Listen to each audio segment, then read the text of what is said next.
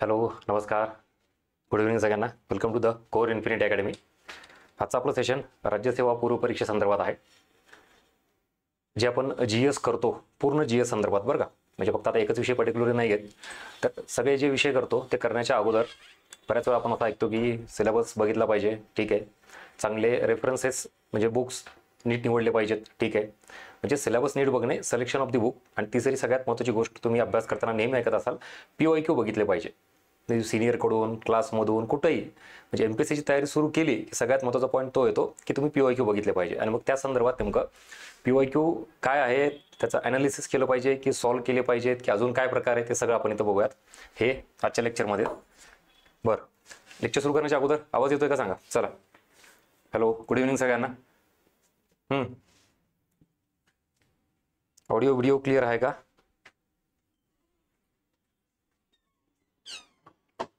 आवाज येतोय ना?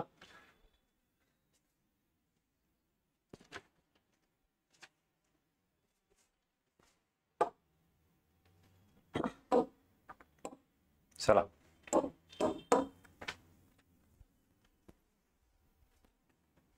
यस, मी आत्ता सांगितल्याप्रमाणे MPSCची कुठली परीक्षा द्या, त्यात एकदम सुरुवातीलाच काय लक्षात येतं आपल्याला, प्रत्येक जण सांगतो सिलेबस बघितला पाहिजे. आता सिलेबस काय आहे, सिलेबस डिकोडिंग काय, याच्यावर आपले सेपरेट लेक्चर चालू आहेत. काल परत अमित सरांचं झालं, आपल्या याच यूट्यूब चॅनलला आवर्जून एकदा बघून घ्या. सिलेबस डिकोडिंग काय, कशा पद्धतीने केली जाते, सब्जेक्टनुसार काय काय वेगवेगळे टॉपिक सब टॉपिक असतात, सगळं ते अमित डहाणे सरांचं लेक्चर आवर्जून बघून घ्या. सब्जेक्ट वाईज पण सिलेबस डिकोडिंग होणार आहे आपली याच यूट्यूब चॅनलला. आपलं यूट्यूब चॅनल जे आहे सबस्क्राईब करून ठेवा, तुम्हाला येणारे पुढचे अपडेट्सही मिळून जातील. त्यामुळे ह्याच्यावर आपला आजचा लेक्चर नाही आहे, हा एक पॉईंट झाला. नेक्स्ट, बुक्स, रेफरन्स बुक, हे सुद्धा अमित डहाणे सरांचं लेक्चर झालेलं आहे, हेही बघून घ्या. बुक लिस्ट फार सुरुवातीला गरजेची असते, कुठल्या विषयाला कुठलं बुक्स वापरावं, काय करावं, ते पण लेक्चर पूर्ण झालेलं आहे. त्यामुळे हे दोन मुद्दे आपल्या आजच्या लेक्चरमध्ये नाही आहेत. आता याला स्टार मार्क करा. आपल्या आजच्या लेक्चरचा हा मुद्दा, हा विषय आहे प्रिव्हियस इयर क्वेश्चन. PYQ म्हणजे प्रिव्हियस इयर क्वेश्चन्स. आत्तापर्यंत राज्यसेवा पूर्व परीक्षेचे आयोगाचे जेवढे पेपर झालेत त्याच्याबाबत आपण इथे डिस्कस करणार आहोत. ह्याच्यामध्ये पण काय असतं, सगळेजण म्हणतात की PYQ केले पाहिजेत, वाचले पाहिजेत, सॉल्व्ह केले पाहिजेत, हे सगळ्यांना माहिती आहे. पण माझा एक पुढचा अँगल आहे, PYQ केले पाहिजेत, यस, हे इम्पॉर्टंट आहे. पण कसे PYQ केले पाहिजेत, कशा पद्धतीने वाचले पाहिजेत, याची जरा थोडी कमतरता वाटली. म्हणून आपलं मेन आजचा लेक्चरचा पूर्ण फोकस हा आहे की PYQ केले पाहिजेत, मान्य आहे, पण ते कसे केले पाहिजेत ह्याचं उत्तर आपल्याला आज या लेक्चरमधून मिळेल. सो नीट लक्षात घ्या, शेवटपर्यंत लेक्चर बघा. राज्यसेवा पूर्व परीक्षा टार्गेट केली आपण, त्याच्यामधले PYQ मध्ये 3 शब्द मला नाही वाटत आजपर्यंत कोणी याच्याबाबत एवढं डिफरन्शिएट केलेलं आहे. या शब्दांना एवढं महत्त्व देऊन आपण कधी समजून घ्यायचा प्रयत्नच नाही केलेला. फक्त PYQ म्हणजे समोर घ्यायचे, वाचायचे आणि पुढे जायचे. इथं रीड केले पाहिजे किंवा सॉल्व्ह केले पाहिजे का, तर यस, डेफिनेटली. त्याच्यानंतर एक्सप्लेनेशन काय प्रकार आहे PYQचा आणि ॲनालिसिस काय, ह्या तिघातही फरक असतोच का. जनरली याच्यातून पहिल्या मुद्द्यातून काय होतं, कुठल्याही सब्जेक्टचे आपण ज्यावेळेला PYQ घेतो कुठल्याही वर्षीचे, तेव्हा ते वाचल्यानंतर ऑब्व्हियसली सॉल्व्ह करतो आणि मग उत्तर बरोबर आलं, चूक आलं, मग एकूण 100 प्रश्न सॉल्व्ह केले, 100 पैकी किती प्रश्न बरोबर आलेत, त्यात history, geography, polity subject wise काढतो आपण. इतिहासाचे 7-8 बरोबर आले, 10 आले, किंवा जिओग्राफीचे एवढे आले. आणि मग याच्यातून काय कळतं की आपला अभ्यास किती झाला आहे, किती बरोबर येतात, किती चुकलात, हे एवढं कळतं. ठीक आहे, क्वांटिटेटिव्ह ॲनालिसिस म्हणतो आपण त्याला. त्यामुळे सॉल्व्ह करणं गरजेचंच आहे. ॲक्च्युली प्रॉब्लेम ह्या दोघांमध्ये गफलत केलेली आहे. PYQ म्हणजेच एखादा क्वेश्चन, कुठलाही मी क्वेश्चन जर घेतला तर त्याला ॲनालिसिस केलं पाहिजे, आपण त्याचं विश्लेषण केलं पाहिजे. असं न करता आपण काय करतो, एक्सप्लेनेशन करतो, म्हणजे त्याची सगळी इन्फॉर्मेशन लिहितो. आणि मग ह्याच 2 गोष्टी मला तुम्हाला सांगायच्यात, difference between PYQ explanation and PYQ analysis, ह्या दोघांमधला. आणि परत नेहमीप्रमाणे आयोगाचे प्रश्न समोर घेऊन विथ एक्झाम्पल, नेहमीप्रमाणे आपलं जे सांगतो फक्त हवेत गोष्टी नाही मारायच्या, ह्या सगळ्या गोष्टी तुम्हाला व्यवस्थित समजून सांगेल, शेवटपर्यंत बघा. ठीक आहे, त्यामुळे हे आजच्या लेक्चरचं परत हे फोकस आहे आपलं, difference between explanation and analysis. हा, बिफोर स्टार्टिंग बॅचची डिटेल्स आहे, अपडेट आहे.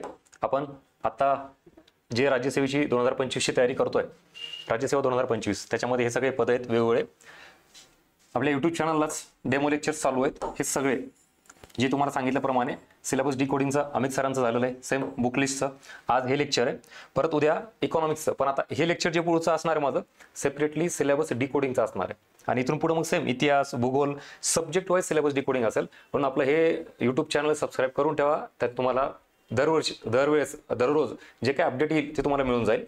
हे लेक्चर्स बघितल्यानंतर कळतं की ॲक्च्युअल राज्यसेवेची तयारी करताना सुरुवातीलाच कुठले मुद्दे विचारात घेतले पाहिजे. नाही तर आपण येतो, सिलेबस वाचतो, PYQ रीड करतो, बुक्स पण विकत घेतो आणि वाचायला सुरुवात करतो. पण याच्यातून तुम्हाला क्लॅरिटी मिळेल नेमकी परीक्षेला डिमांड काय आहे आणि कशा पद्धतीने आपण अभ्यास केला पाहिजे. आवर्जून हे सगळे लेक्चर्स बघा. 6 वाजताचा टाइम आहे दररोज. यस. आणि बॅच ऑब्व्हियसली ही सगळी आपली फॅकल्टी सब्जेक्ट वाईज याचे लेक्चर्स तुम्ही बघितला आहात. ह्याच्यामध्ये प्री, मेन्स सगळे इथं कव्हर केले जाणार आहे. त्यातही फक्त प्री जर कोणाला करायची असेल तर प्रीची पण बॅच अवेलेबल आहे, फक्त राज्यसेवा प्री. मग ऑनलाईन असेल, ऑफलाईन, हायब्रिड मोडमध्ये बॅच असेल. ही 2025ची येणारी जी परीक्षा आहे त्याच्यासाठी हे सगळे वैशिष्ट्य बॅच संदर्भात. तुम्हाला कुठलीही काही टेक्निकल गोष्ट विचारायची असेल, जस्ट मिनिट. हा, हे बॅचचा कालावधी किती तास होणार आहे, topic wise class test, basic advance teaching. म्हणजे आता तुम्ही जर कोणी एकदमच नवीन असाल ना तर असं नको वाटायला की आपण राज्यसेवा करतोय म्हणजे एकदमच काहीतरी डीपमध्येच केलं पाहिजे, पण त्याला बेसिक काही माहिती पाहिजे ना. सो आपल्या याच्यात नवीनही विद्यार्थी असेल तर त्याला बेसिकपासून स्टार्ट होईल. आणि आता काही जण आधी एक्झाम दिलेली आहे, थोडाफार अभ्यास झालेला आहे, पण मग त्यांना थोडा ॲडव्हान्स लेवलचा कंटेंट किंवा मुळात परीक्षेची जी डिमांड आहे आपण ती बेसिकपासून ॲडव्हान्सपर्यंत इथं कव्हर करणार आहेत. प्रिंटेड नोट्स असतील, टीचरच्या हँडरायटिंग PDF नोट्स ते पण मिळतील. संपूर्ण अभ्यासक्रमावर आधारित त्याला आपण कॉम्प्रिहेन्सिव्ह टेस्ट सिरीज म्हणतो ती पण अवेलेबल आहे. म्हणजेच इथं वन स्टॉप सोल्युशन. तुम्ही जर राज्यसेवा करत असाल, त्यातही राज्यसेवा प्री फोकस असेल तुमचं, तर वन स्टॉप सोल्युशन सगळं तुम्हाला इथं कव्हर होईल, जे ऑल GS आहे आणि त्यातही CSATचं आहे. परत जर कोणाला डिस्क्रिप्टिव्ह करायचं असेल म्हणजे फक्त प्री नाही, इथं प्रिलिमची बॅच आता सांगितली तुम्हाला मी, त्याच्यासोबत प्रिलिम प्लस मेन्स ही पण इथं आपल्याकडे आहे, म्हणजेच इंटिग्रेटेड बॅच. मग आता तुम्हाला प्रिलिमचा जो सिलेबस आहे, कारण डेट आल्यामुळं ॲडव्हर्टाईज आल्यामुळं आपल्याला प्रिलिम करावं लागेल. कारण जरी मेन्स करत असाल तर मग 1-1.5 महिन्यात करावं लागेल ते. त्यामुळं प्रिलिमचा फोकस आहे. प्रिलिम झाल्यानंतर लगेच पुन्हा मेन्सला जो सगळा रिटर्न पॅटर्न आहे आपला डिस्क्रिप्टिव्ह ते आपण स्टार्ट करणार आहोत. सो आवर्जून विचार करा. काय होतं आता नवीन ज्यावेळेला हे सगळं येतं फार मोठा आवाका वाटतो, पण तुम्ही ज्या वेळेला एकदा सगळं लेक्चर्स बघाल, समजून घ्याल, त्याच्यामध्ये इन्व्हॉल्व्ह व्हाल, तेव्हा कळेल की नाही आपण हे करू शकतो. फक्त दुरून जर बघितलं तर डिस्क्रिप्टिव्ह असा फार मोठा काहीतरी डोंगर वाटतो, मोठा राक्षस वाटतो. अरे पण त्याला जाऊन बघा तर काय नाही. लेक्चर्स बघितल्यानंतर क्लिअरिटी होऊन जाईल तुम्हाला. ठीक आहे. सो ही बॅच आहे ऑनलाईन, ऑफलाईन, हायब्रिड मोडमध्ये अवेलेबल आहे. आणि त्याच्याही पलीकडे जर कोणी विद्यार्थी असतील कंबाईनसाठी तयारी करणारे 2025ची, तर ती सुद्धा प्री मेन्स आपली पूर्ण बॅच आहे, इंटरव्ह्यू सहित, ऑनलाईन ऑफलाईन ही पण अवेलेबल आहे. त्यामुळे राज्यसेवा प्री करायची असेल ती बॅच, प्री प्लस मेन्स आणि शेवटी कंबाईन. हा ऑफिसचा नंबर आहे. तुम्हाला बॅचबद्दल काही इन्फॉर्मेशन विचारायची असेल तिथं हे करू शकता. चला बरं, इतक्या वेळ बॅच संदर्भात सांगण्याचा उद्देश काय, तुम्ही मागच्या काही महिन्यांपासून, वर्षापासून जर फॉलो करत असाल तर तुम्हाला कळेल आपलं सगळं हे जे प्लॅटफॉर्म आहे for infinity academy, the infinity academy, कंबाईनसाठी असेल, राज्यसेवेसाठी असेल, दर्जेदार कंटेंट, त्यातही सोबत एक्झाम ओरिएंटेड हा शब्द फार इम्पॉर्टंट आहे. आपली प्रत्येक फॅकल्टी तो विषय हा परीक्षेला जो अपेक्षित आहे तो इथं शिकवला जातो. नाही तर होतं काय की आपण उगाच दिशा भरकटतो, आपल्याला फार नॉलेज आपण घ्यायचा प्रयत्न करतोय, पण परीक्षेला त्याचं रिफ्लेक्शन दिसलं पाहिजे अशा सगळ्या पद्धतीनं. म्हणून मी स्ट्रॉंगली सजेस्ट करेल आपल्या यापैकी तुम्ही कुठल्याही परीक्षेची तयारी करत असाल तर नक्की या प्लॅटफॉर्मवरची बॅच तुम्ही परचेस करा आणि अभ्यासाला आमच्यासोबत या. म्हणजे येणारी जी काही सगळी संधी आहे ती आपल्याला अचीव्ह करता येईल. ठीक आहे. चलो सो स्टार्ट करू आपण. इथं हे आता मेन ज्याच्यासाठी तुम्ही इथं आलात, आता हे पण लेक्चर शेवटपर्यंत बघा. PYQ अनालिसिसचा सगळ्यात मोठा भ्रम हा तुमचा आज दूर होईल. आतापर्यंत आपण फार वेळा ऐकलेलं असतं PYQ अनालिसिस, हे टेक्निकली समजून देतो तुम्हाला मी. काय डिफरन्स बघायचा आपल्याला, difference between explanation and analysis. आयोगाचे प्रश्न सहित दाखवतो तुम्हाला. हे घ्या, हे आयोगाचे असे प्रश्न घेतले डायरेक्टली मी आता. ठीक आहे. आणि एक इथं मी त्याचं उत्तर सांगत बसणार नाही, इथं मी ती कन्सेप्ट क्लिअर करत बसणार नाही, त्याचं बॅकग्राऊंड सांगत बसणार नाही, नथिंग. इथं आपल्याला काय करायचं आहे, एक क्वेश्चन आहे जो आयोगाने विचारलेला आहे, त्याचं अनालिसिस कसं केलं पाहिजे ह्या गोष्टी आपण डिस्कस करणार आहेत. ठीक आहे. हा इथं आहे. चला सगळ्यात महत्त्वाचा पहिला पॉईंट, आपण ज्यावेळेला नवीन असतो किंवा जुन्या विद्यार्थ्यांनी जर चुका केल्या असतील तर आयोगाचा असा सेट जे तुम्हाला इथं दाखवलेला आपण प्रत्येकाकडे असतो. त्यात शक्यतो आता तर ते बुक स्वरूपात आल्यामुळं ओरिजिनल सेट कोणाकडे असेल का नाही मला डाऊटच आहे, पण तरी ठीक आहे, ज्याच्याकडे आहे त्यांनी असा प्रश्न घेतो. समोर प्रश्न घेतल्यानंतर आपण काय करतो, काय हिस्ट्रीचा प्रश्न आहे, मग इथं दिलेलं आहे व्हाईट पेपर काय, त्याच्यानंतर पुणे करार काय, नेहरू रिपोर्ट, परत धारासना सत्याग्रह, कुठलाही पॉईंट असू द्या, हे परीक्षेत विचारला गेलेलं आहे. मग आता आपण काय करतो, पहिल्यांदा ॲज अ स्टुडंट म्हणून या इथलच्या टॉपिक बद्दल इथं जी रिकामी जागा आहे ना, ही सगळी रिकामी जागा ही भरून काढतो. कशामार्फत? इथं श्वेतपत्रिका काय डिटेल इन्फॉर्मेशन भरून काढ. आणि कुठून भरतो हे सगळं? कुठलं तरी पुस्तक असतं, कुठलंही आता तुम्ही जे इतिहासाचं पुस्तक वापरताय त्या पुस्तकात हे जे पॉईंट्स असतात, मग ह्याची जी इन्फॉर्मेशन असती ती पुस्तकातली घ्यायची, वाचायची आणि अख्खा पुणे करार लिहून टाकायचा, नेहरू अहवाल लिहून टाकायचा, हा सत्याग्रह लिहून टाकायचा, ही सगळी रिकामी जागा. राईट? ह्याला म्हणायचं PYQ एक्सप्लेनेशन. तुम्ही त्याचं स्पष्टीकरण ते दिलंय. म्हणजे सरळ सरळ मी जे सांगितलं इथं हे PYQचं एक्सप्लेनेशन म्हणजेच त्या प्रश्नांच्या आजूबाजूला तुम्ही काय करता, इन्फॉर्मेशन लिहिताय, डेटा लिहिताय, त्याचा कंटेंट लिहिताय, जो की कुठं आहे, ऑलरेडी पुस्तकात आहे, नोट्समध्ये आहे, तुमच्या सोर्समध्ये आहे. आणि तेच ॲज इट इज तुम्ही इकडे छापताय. म्हणजेच तुम्ही एकाच टॉपिकचे एकाच सब्जेक्टचे 2 सोर्स तयार करता. आणि आत्ता जड जात नाही प्रकरण, जेव्हा तुम्ही हे सगळं पूर्ण करता. आता हे चूक की बरोबर हे आपण नंतर ठरवू, फक्त प्रोसेस समजून घ्या अगोदर की आपण हे सगळं केल्यामुळे झालं काय. जेव्हा 2-3 महिने, 6 महिने, 8 महिने जातात आणि आता परीक्षा जवळ येते. परीक्षा जवळ आल्यानंतर तुम्हाला 2 सोर्स समोर दिसतात. आता कन्फ्युजन निर्माण होतं की सर मी रिव्हिजन कशातून करू? कारण हे जे आहे इथं ही सगळी इन्फॉर्मेशन दिली सर मी, याही प्रश्नाला सगळं इथं केलेलं आहे मी. म्हणजे हे जे सगळे इथं दिलेले पॉईंट आहेत, नेहरू अहवाल डिटेलमध्ये लिहिलेलं आहे, किंवा अजूनही कुठला इथं मानव धर्मसभा, परमहंस मंडळी कोणी स्थापन केली, त्याची सगळी इन्फॉर्मेशन पुस्तकात पण इथं पण आहे. सर आता रिव्हिजन करताना मी काय करू? म्हणजे हे वाचू की ते वाचू, असं कन्फ्युजन होतंय का? आणि किती जणांचं झालंय सांगा मला, येस ऑर नो. चला पटकन कम्युनिकेशन करा. पटतंय का मी काय सांगतो ते? आणि तुम्ही नवीन असाल तर मग आधीच शहाणं व्हा. बऱ्याच जणांची अशी गफलत झालेली आहे की शेवटी मग दोन्ही कसं वाचणार तुम्ही? मला सांगा. इथं पण एवढी डिटेल इन्फॉर्मेशन लिहिली आहे, हे वाचायचं का पुस्तकात वाचायचं? बरं, माझं असं म्हणणं आहे, जी गोष्ट पुस्तकात आहे ऑलरेडी ती परत इथं कशाला लिहायची? बरं, लिहिली तरी तुमच्या पद्धतीने तुम्ही लिहा. आणि लिहिलं तर मग हे जर तुम्हाला असं वाटत असेल की माझा ह्याच्यामार्फत अभ्यास होत असेल तर ह्याच सगळ्या गोष्टी परत शेवटी रिव्हिजन करा. मग पुस्तकाला नका वाचू. पण आपल्या मनात काय राहतं, नाही सर मग पुस्तक वाचलं नाही, मग ती निगेटिव्हिटी राहते. मी फक्त PYQचा अभ्यासावर गेलो, व्हॉट एव्हर जे काय असेल, पण तो तुमचा कॉन्फिडन्स जर डाऊन करणार असेल तर असे सोर्स तयारच कशाला करायचे आपण 2-2? आणि पुस्तकातल्याच गोष्टी इकडे छापतोय म्हणजे आपण झेरॉक्स करतोय, म्हणजे तुम्ही टाइम एनर्जी वाया घालताय तुमची बिनाकामी. बरं, याचा दुसरा एक निगेटिव्ह पॉईंट सांगतो अजून. म्हणजे परत सांगतो, आता हे चूक की बरोबर मी ठरवायला, मी एवढा फार मोठा नाही, एवढा तज्ञ नाही, ते तुम्ही ठरवा. एक्सप्लेनेशन तिथं आजूबाजूला इन्फॉर्मेशन लिहिली पाहिजे का? तर यस, बिलकुल. तुम्हाला जर ते चांगला आउटपुट देणार, फायदा देणार असेल तर कुठलीही गोष्ट करा. लक्षात घ्या, मीच नाही, कोणीही काही सांगितलं तर 100% ब्लाइंडली फॉलो करायचं नाही. तुम्हाला जर रिझल्ट येत असेल, मार्क येत असेल तर हा सुद्धा पॅटर्न करा, काही म्हणणं नाही. आणि माझी अजिबात इच्छाच नाही किंवा अजिबात असा अट्टहास पण नसतो की मी सांगेल तीच पूर्वदिशा तसंच करा. नाही, टेक युअर ओन डिसिजन. तुम्हाला आम्ही सांगितलेल्या 10 गोष्टीपैकी 2 चांगल्या वाटतात, 2च घ्या, 8 सोडून द्या. डोंट वरी. फक्त घ्या आणि मार्क पडू द्या, पुढे जा, स्कोर येऊ द्या, रिझल्ट काढा. ही एवढी एकमेव अपेक्षा आहे हे सगळं सांगण्यामागं. ठीक आहे. त्यामुळे एक्सप्लेनेशन तुम्हाला काय सांगितलं तिथं इन्फॉर्मेशन, डेटा, कंटेंट लिहिणं हे झालं. त्याच्यात एक निगेटिव्ह पॉईंट असा असतो, तुम्ही ज्या वेळेला इतिहासाचं कुठलं पुस्तक, आता प्रश्न इतिहासाचं म्हणून सांगतो तुम्हाला. समजा मी घेतलं हे माझं पुस्तक आहे, काय 200-300 पानाचं. इथं ज्या ज्या एरियावर प्रश्न आलाय तेच टॉपिक, तोच कंटेंट मी इथं उतरवतोय. नीट आहे का? ज्या ज्या एरियावर, ज्या टॉपिकवर प्रश्न आलाय त्याच्याच आजूबाजूची इन्फॉर्मेशन लिहितोय. मग मला सांगा, तुम्ही 2-3 वर्ष नाही 5 वर्षाच्या प्रश्नपत्रिका काढा. त्याच्यामध्ये आयोगाने असं ठरवलं असतं का की पूर्ण इतिहास कव्हर करायचा, पूर्ण सिलेबस कव्हर करायचा? असं नसतं ना. रँडमली कुठल्याही टॉपिकला, एका टॉपिकला 2 प्रश्न असतात, कधी कधी एक टॉपिक विचारलाच नसतो. आणि मग ज्या टॉपिकवर समजा प्रश्नच नाही त्याची इन्फॉर्मेशन याच्यावर येईल का? आणि जर ती इन्फॉर्मेशन याच्यावर आलीच नाही, कारण तो एरियाच विचारला नाही, तर तो एरिया, तो टॉपिक तुम्ही वाचायला घेणारच नाहीत, कारण तो PYQ मध्ये नाही. कळतंय मला काय म्हणायचं ते? आणि मग जर तुम्ही बघा फक्त PYQ मार्फतच रिव्हिजन करत असाल, त्याचा अर्थ तुम्ही ते 300-400 पानाचे जे पुस्तक आहे त्याच्यामधला जो PYQ मध्ये आलेला एरिया तोच वाचताय, जो आला नाही तो तसाच राहणार आहे. पटतंय का? आणि मग याची जरा थोडी काळजी घ्या इथं, की सुरुवातीलाच PYQ नको, आधी पुस्तक टार्गेट करा. रे कुठलंही एक बुक घ्या, कंटेंट, सब्जेक्ट, टॉपिक टार्गेट करा, ती इन्फॉर्मेशन तिथूनच व्यवस्थित वाचा.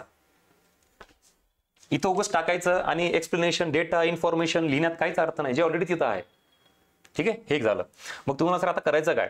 आता या मेन मुद्द्यावर आता सोल्युशन सांगतो. हा झाला प्रॉब्लेम. परत सांगतो, नीट ऐकून घ्या, मराठीत सांगतोय की हे तुम्हाला जर मार्क देणार असेल, त्याचं वर्कआउट होत असेल तर बिंदास करा, माझी काही हरकत नाही. पण मी तुम्हाला हे सांगितलं की बाबांनो जे पुस्तकात दिले ते डबल लिहिण्यात काहीच अर्थ नाही. आणि आता तुम्हाला कळेल ॲक्च्युली की आपण एक्सप्लेनेशनच्या ऐवजी हे केलं पाहिजे, किंवा एक्सप्लेनेशन करत असाल तर करा, पण फक्त एक्सप्लेनेशन करू नका. ॲट द सेम टाइम तुम्ही कशावर जास्त फोकस दिलं पाहिजे? ॲनालिसिसवर. आता हे सांगतो ॲनालिसिस म्हणजे काय. तुम्ही एखादा प्रश्न जर घेतला इथं तर काय केलं पाहिजे बघा, ह्याची इन्फॉर्मेशन लिहा, ते तुमच्यावर आहे. पण माझं असं म्हणणं आहे, आता याच्यातून तुम्ही क्वेश्चन पॅटर्न नेमका कसा आहे, एखाद्या सब्जेक्टवर एखाद्या टॉपिकवर प्रश्न कसा विचारला जातो, त्याची डेप्थ काय आहे, कन्सेप्टवर आहे की फॅक्ट्सवर प्रश्न आहे. ठीक आहे, हा एक. डिफिकल्टी लेवल कशी आहे नीट बघा. आता मी हे पॉईंट सांगतो, इकडं हे मुद्दे सांगतोय मी. हे ॲनालिसिस म्हणजे काय, एखाद्या प्रश्नाकडे बघताना, आता मी जे सांगतोय ते पॉईंट वाटलं तर लिहून घेऊ शकता तुम्ही. इथून पुढे PYQ करताना हे लेक्चर आठवलं पाहिजे तुम्हाला. कुठल्याही विषयाचा PYQ तुमच्या समोर आहे आणि तुम्ही काय विचार केला पाहिजे, एक्झॅक्टली क्वेश्चन पॅटर्न कसा आहे, त्याच्यानंतर कन्स्ट्रक्शन ऑफ द क्वेश्चन कसा फ्रेम केलाय, ऑप्शन कसे टाकलेले आहेत, आयोगाची लँग्वेज, शब्द रचना दाखवतो पुढे. अजून प्रश्न बरेच घ्यायचे आहेत, फक्त हे कीवर्ड्स लिहून ठेवा. Language, word, sentences. त्याच्यानंतर ट्रॅप इन द क्वेश्चन, प्रश्नामध्ये ट्रॅप असतो आयोगाचा, काहीतरी छोटं काहीतरी बदल केलेला असतो, तो आपल्याला फाइंड आउट झाला पाहिजे आणि तो इथंच शोधून घ्यायचा, म्हणजे अभ्यास करताना एक दिशा मिळेल आपल्याला. त्याच्यानंतर इम्पॉर्टंट कीवर्ड्स. त्याच्यानंतर अजून महत्त्वाचा पॉईंट की एखादा टॉपिक आहे, त्या टॉपिकमधला कुठला सब पॉईंट विचारला आहे, तो कशा पद्धतीने विचारलेला आहे. त्याच्यानंतर सगळ्यात महत्त्वाचं कन्फ्युजिंग, व्हेरी क्लोज ऑप्शन, हे पण आयोगाचे असतात. आणि मग सगळ्यात महत्त्वाचं काय, इथं PYQ ॲनालिसिसवरून जो मी आता एरिया सांगितला, ह्या अँगलनी जर तुम्ही प्रश्न बघितले आयोगाचे सगळे, तर तुम्हाला कशाचं उत्तर मिळतं माहिती आहे का. काय वाचायचं हे सगळेजण सांगतात अख्ख्या महाराष्ट्रामध्ये. कुठलं पुस्तक वाचायचं, ह्याच्यातून वाच, हे वाच, ते वाच, सगळं. पण काय वाचायचं याच्यासोबत कसं वाचायचं याचं उत्तर कुठून मिळतं, PYQ ॲनालिसिसमधून. कसं वाचायचं म्हणजे हेच इथं दिलेलं आहे बघा ना. काय तुम्हाला हे सगळे मुद्दे तुम्ही पुस्तकातून करता, पण आयोगाने कशा पद्धतीने विचारलंय, या घटनांचा योग्य क्रम लावायचा, म्हणजे क्रोनॉलॉजी घ्या, point to be noted. This is called as PYQ analysis. तुम्हाला सिक्वेन्स, क्रोनॉलॉजी ही गरजेची आहे. आता इथून पुढे तुम्ही जर इतिहास वाचत असाल आणि हे मुद्दे जर आले, तर तुम्हाला इथं कळेल की एक्झॅक्टली याचे वर्ष विचारलेत तुम्हाला, वर्ष, आणि मग त्याच्या स्थापनेनुसार त्याचा क्रम लावायचा, किंवा ती घटना कधी घडली त्याच्यानुसार क्रम लावायचा. मग हा अप्रोच, ही डायरेक्शन, हे कधी कळतं आपल्याला, 2-3 वर्ष गेल्यानंतर. आणि मग का, कारण आपल्याला PYQ ॲनालिसिस नसतं माहीत, आपल्याला एक्सप्लेनेशन माहिती असतं. इन्फॉर्मेशन लिहिली म्हणजे PYQ ॲनालिसिस झालं असं आपल्याला आत्तापर्यंत वाटत होतं. आज लक्षात आलं. एकतर मी फक्त पहिल्याच क्वेश्चनचा डेमो दिलाय, मिळालं का उत्तर. मग आता अभ्यास करताना हा जर अप्रोच समोर ठेवला तर मला सांगा किती चांगला अभ्यास होईल. आणि मग हीच डायरेक्शन आहे PYQ ॲनालिसिस मधून. काय घ्यायचं आपल्याला, की काय वाचायचं, याच्यासोबत कसं वाचायचं, आणि मग ही डायरेक्शन तुमची, त्याला म्हणायचं एक्झाम ओरिएंटेड डायरेक्शन. ठीक आहे. नेक्स्ट, या सगळ्यातून PYQ ॲनालिसिस मधून म्हणतो आम्ही डिमांड ऑफ द एक्झाम कळते, एक्झॅक्टली आयोगाला काय अपेक्षित आहे. आणि मग ते जर एकदा कळालं की जिंकलो. उगाच कशाला मग इरिलेव्हंट डेटा करत बसतो, नको ते फापट पसार आपण करत बसतो. एकदा कळालं की आयोगाला हे अपेक्षित आहे आणि अशा पद्धतीने अपेक्षित आहे. आता याचे सगळे जे पॉईंट सांगितलेत ना, विथ एक्झाम्पल दाखवतो. चला पुढे चला आता.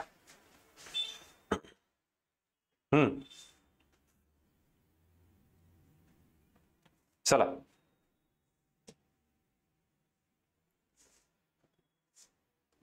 बघा, आता याच्यामध्ये तुमचे काय डाऊट आहेत आपण घेऊ. शेवटी काय बिंदास तुमचे डाऊट असेल ते विचारा. या इकडं. हा एक प्रश्न तुम्हाला सांगितला, बराच वेळ याच्यावर डिस्कस केला. आता पुढचा प्रश्न जाऊ. राजकीय संघटनाचा कालानुक्रम आहे. बघा आता सेम इकडं पण काय प्रश्न होता, योग्य क्रमाने मांडणी करा. इकडं पण काय, कालानुक्रम. ह्याच्यावरून काय कळतं, तुम्ही ह्याची सगळी इन्फॉर्मेशन लिहित बसणार काय तर, जी ऑलरेडी पुस्तकात आहे ना. मग ह्या 2 प्रश्नावरून लक्षात येतं की आपल्याला इथून पुढे हिस्ट्रीचा अभ्यास करताना इयर माहिती पाहिजेत कुठल्याही गोष्टींचे, कारण आयोगाचा तो अँगल आहे विचारण्याचा. नेक्स्ट, परत नेहरू रिपोर्ट आपण खूप वेळा वाचतो, सगळं माहिती त्याची डिटेल इन्फॉर्मेशन, पण इथलचा कीवर्ड काय, त्याचं काय माहिती पाहिजे, उद्दिष्ट, ऑब्जेक्टिव्ह. ह्याच्यात पण आता बघा, ह्याच्यावरून तुम्ही अख्खी ते इन्फॉर्मेशन जर लिहित बसलात ना, ह्याला काही अर्थ नाही. जे पुस्तकात आहे तिथलं, ह्या प्रश्नातून काय घ्यायचंय, सवय लावा. आता PYQ ॲनालिसिस करणं म्हणजे काय, इथं बघा, स्वातंत्र्य मिळवणे, स्वातंत्र्य मिळवणे किंवा स्वशासन मिळवणे, काय ऑप्शन आहे. आणि तुम्ही जर मग नेहरू रिपोर्ट नीट वाचला तर उत्तर मिळेल. सुपरफिशियल जर वाचलात तर इथं कन्फ्यूज होईल, अरे मला लक्षात नाही नेमकं काय, पूर्ण स्वातंत्र्य मिळवायचं की वसाहतीचे स्वातंत्र्य मिळवायचंय, का इकडे स्वशासन मिळवायचंय, का अजून 2 राष्ट्राची निर्मिती, व्हॉट एव्हर. ह्याच्यातून काय लक्षात आलं, एक्झॅक्टली ज्या वेळेला तुम्ही नेहरू रिपोर्ट कराल तेव्हा छोटे छोटे शब्द, कीवर्ड्स इज व्हेरी इम्पॉर्टंट. कारण आयोग असे क्लोज ऑप्शन टाकू शकतो. ह्याला पीओक्यू अनालिसिस म्हणायचं. आणि याच्यातून जी दिशा मिळते तुम्हाला अभ्यासाची, आणि मग ती अशा लेवलला जाते की तुमचं परफेक्शन वाढतं. का कन्फ्युजन नाही ना, कारण हे आधीच कळालं. मग मागच्या प्रश्नपत्रिकातून आपण काय घेतलं पाहिजे, तर ह्या अशा स्वरूपातील सगळा जो अप्रोच आहे आयोगाचा, डिमांड ऑफ द एक्झाम समजून घ्यायची. कळालं का इथपर्यंत? सांगा. चला, इथपर्यंत कळालं का सांगा. एकाच प्रश्नावर अजून पुढे भरपूर डेमो द्यायचे आहेत, त्यामुळे शेवटपर्यंत राहा. अभ्यासाची दिशा नेमकी काय असते?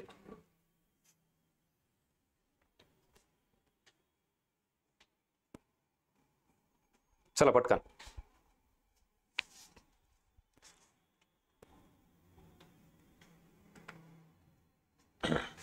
सेम इथं. आता ह्या प्रश्नातून काय घेणार तुम्ही? कोणी स्थापन केले? व्यक्ती नाव निवडायचे, पण त्याच्यासोबतच बघा ना तुम्हाला इथं सुरत ठिकाण दिले प्रश्नामध्ये, आणि एखादी संस्था वगैरे दिलेली, परत इथं ठिकाण दिलंय, परत संस्था दिलेली आहे. म्हणजेच आता याच्यावरून आपल्याला फक्त या व्यक्तीचं नाव निवडायचंय आणि त्याच्याबद्दलची माहिती लिहायची असं नाही. याचा अर्थ काय, तुम्हाला इथं एकाच प्रश्नात किती अँगल दिलेत बघा. एक म्हणजे व्यक्ती माहिती पाहिजे तुम्हाला, नंबर 2 ती संस्था काय असेल ते नाव ती एक, आणि ऍट द सेम टाइम ठिकाण माहिती पाहिजे. हे घ्या पीओक्यू अनालिसिस. म्हणजे तुम्हाला इथून पुढे वाचताना 3 अँगल महत्वाचे आहेत. कारण हे प्रश्नात विचारलंय, नेक्स्ट टाइम तुम्हाला हेच इथं खाली ऑप्शन मध्ये विचारलं जाऊ शकतं. आयोग असंच फिरवतं. म्हणजेच व्यक्ती, ठिकाण आणि संस्था, कोणी सुरू केली, कुठं सुरू केली आणि कधी सुरू केली, वर्ष हे किती घेऊ शकता, इयर. चला, संस्था याच्या बाबत, व्यक्ती म्हणजे कोणी सुरू केली, त्याच्यानंतर कुठे सुरू केली आणि कधी सुरू केली. झालं. हे पीओक्यू अनालिसिस. रिकाम्या जागामध्ये हे लिहायचं असतं, ह्याच्यातून डायरेक्शन मिळते. चला, जे लेट जॉईन झाले त्यांना इथं आपण सांगतोय की कन्सेप्ट क्लिअर करायला नाही आलो, त्याचे उत्तर द्यायला नाही आलो, पीओक्यू अनालिसिस काय हे एकदा समजून घ्या. हा सेम इथं काय, 1918 साली मुंबईतील कामगारांना पीपल युनियन ही संघटना स्थापन, उपदेश कोणी केला. आता बघा, ह्याच्या आधीच्या प्रश्नात काय केलं होतं, कुठली संस्था कधी स्थापन झाली, कोणी केली आणि कुठे केली. इथं मात्र आता थोडं पुढच्या लेवलला गेलेलं आहे. म्हणजेच एखादी संस्था स्थापन करण्यासाठी कोणी उपदेश केला, म्हणजे ह्याच्यामध्ये मेन ज्यांनी संस्था स्थापन केली आहे त्यांच्यापेक्षा वेगळा एक अँगल इथं विचारलेला आहे. हे पण आपल्याला याच्या प्रश्नातून कळतं. आता फक्त एवढाच अँगल करून जर थांबलात तर मग ह्याचा अर्थ तुम्हाला ॲव्हरेज मार्क मिळतील. आणि मग ह्या प्रश्नातून इथलच्या काय घ्यायचं की अजून थोडं पुढं त्याच्याही बाहेर आजूबाजूला पेरिफेरीला थोडं जावं लागेल. म्हणजेच इतिहासामध्ये तुम्हाला एखाद्या संस्थेला स्थापन करायला कोणी मदत केली, किती रक्कम दिली, कोणी उपदेश केला, असं आहे का नाही. मग हे एरिया बाहेर काढा ना. दिस इज कॉल्ड एज पीओक्यू अनालिसिस. एखाद्या गोष्टीचा अभ्यास करताना, विषयाचा अभ्यास करताना त्याच्या आजूबाजूलाही काय काय विचारलं जाऊ शकतं हे जर काढाल आणि हे जर लिहाल. तुम्हाला एक टास्क देतो मी, आजचं लेक्चर बघितल्यानंतर खरंच आवर्जून प्रत्येक विषयाला जेवढं शक्य तुमच्या लेवलला तुम्ही पीओक्यू अनालिसिस करून बघा, सवय लावा. ओरिजिनल अशा आयोगाचे प्रश्न घ्यायचे आणि मी सांगितल्याप्रमाणे अजून तुम्ही तुमच्या लेवलला ते टेक्निक लावा. काय तुम्हाला वाटतं ते उगाच इन्फॉर्मेशन लिहायचं त्याच्याबद्दलची पुस्तकात आहे, त्याला पीओक्यू अनालिसिस म्हणून काय फायदा रे. त्याच्यात तुम्हाला काय मिळतंय, काहीच नाही मिळत. जो डेटा पुस्तकात आहे तेच इकडे छापता तुम्ही. ऍक्च्युली ह्याच्यातून काय मिळायला लागले बघा ना आयोगाला. आता तुम्हाला अजून पुढे दाखवतो, थांबा, अजून काय काय मिळतं दाखवतो. या इकडं हे साहित्य, समजा पुस्तक आहे, हे आयोगाला इथं सांगायचं तुम्हाला की वेगवेगळे जेवढे आपले इतिहासामधले व्यक्ती होऊन गेले सगळे, तर त्या प्रत्येकाने कोणीतरी पुस्तक लिहिलंय, कोणीतरी नाटक लिहिलंय किंवा कुठेतरी कोणीतरी संस्था स्थापन केलेली आहे. मग ही परीक्षेची डिमांड आहे. आता प्रश्नात तुम्हाला यांची नावं दिसतात, पण याच्या व्यतिरिक्त अजून बरेच आहेत ना. नेक्स्ट, आता बाबासाहेब आंबेडकर यांचा आपण अभ्यास करतो, पूर्ण सगळं माहिती आहे, त्यांची पुस्तकं माहिती आहेत, त्यांनी कुठल्या संस्था स्थापन केल्या आहेत किंवा अजून काय, सगळं सगळं त्यांचं बाबासाहेब आंबेडकरांचं. आता बघा या प्रश्नातून काय घ्यायचंय, म्हणजे त्यांच्यानंतर काँग्रेसचे सभासद त्यांचे कोणते अनुयायी झालेत त्याचं नाव. मग हा एक एरिया जर मिसिंग असेल आपल्या अभ्यासात तर मग पीओक्यू सांगतो तुम्हाला, डायरेक्शन देतो ना. इट इंडिकेट्स, तुम्हाला हे एक इंडिकेट करतं, दाखवतं की तुमचा ब्लॅक स्पॉट कुठे आहे, ब्लाइंड स्पॉट कुठे आहे, की तुम्ही पूर्ण बाबासाहेब आंबेडकरांचा अभ्यास केलाय पण हा एक एरिया राहिलाय. झालं ना मग. चला, सॅटिस्फॅक्शन होतंय का? आणि या लेवलला जर तुम्ही प्रत्येक विषयाचा बारकाईनं जर अभ्यास करून तुम्ही तुमचा एरिया ठरवला की मला येतंय काय आणि राहिलंय काय, आणि मुळात आयोग कुठं जातं, त्यातही विशेषतः राज्यसेवा. चला पुढे अजून दांडी यात्रा, सगळा अभ्यास केला असं पूर्ण सगळं माहिती आहे. पण मग दांडी यात्रेचं बघा ना, हे काय अँगल येतं. रामाचा लंकेवरील ऐतिहासिक मोर्चा असे कोणी याच्याबाबतचा उल्लेख केलेला आहे. मग आता दांडी यात्रा सगळं केल्यानंतरही किंवा कुठलाही एखादा इव्हेंट इतिहासामधला त्याच्याबद्दल कोणाचं तरी मत, कोणीतरी काहीतरी त्याला संबोधलेलं असतं. हा एरिया इथं आयोग इंडिकेट करतोय तुम्हाला. आणि मग हे कोणीतरी काहीतरी संबोधणं, कशाला संबोधणं, व्यक्तीला पण बऱ्याच वेळा आपण काहीतरी पदवी दिलेली ऐकली असती, यांनी ही पदवी दिली. मग हा एरिया फाइंड आउट करा आणि वाचताना मग तुम्हाला ते हायलाइट होतं की अरे हा हे प्रश्न विचारले जातात. या इकडं. हा, हे झालं इतिहासाचं. चला, एवढ्या एक साध्या 4-5 प्रश्नातून बघा आता, कारण बाकी विषयाला पण टच करायचा. इथं इन डिटेल एक विषय मी घेणार नाही, कारण आपापली फॅकल्टी तेवढ्या ताकदीची आहे. मी इथं परत सांगतो, आपल्या सगळ्या या बॅचच्या द कोर इन्फिनिटी अकॅडमीची जी फॅकल्टी आहे ना, त्या विषयाला PYQ सहित सिलेबस डिकोडिंग सहित डिटेलमध्ये घेणार आहेत. मी ओव्हरऑल अनालिसिस म्हणजे काय हे सांगतोय. त्यामुळे इथं अख्खा इतिहास घेतला नाही, सिलेक्टेड प्रश्न घेतले. याच्यातून थोडंफार समाधान झालं का? अजून तर पुढचे विषय घ्यायचे आपल्याला. आणि मग याच्यावरचे तुमचे काय डाऊट आहेत, प्रश्न आपण घेऊ नंतर. चला, इथंपर्यंत झालं का समाधान? थोडंफार तरी, जास्त नाही तर नाही, डिफरन्स कळाला का अनालिसिस आणि एक्सप्लेनेशन मधला? चला,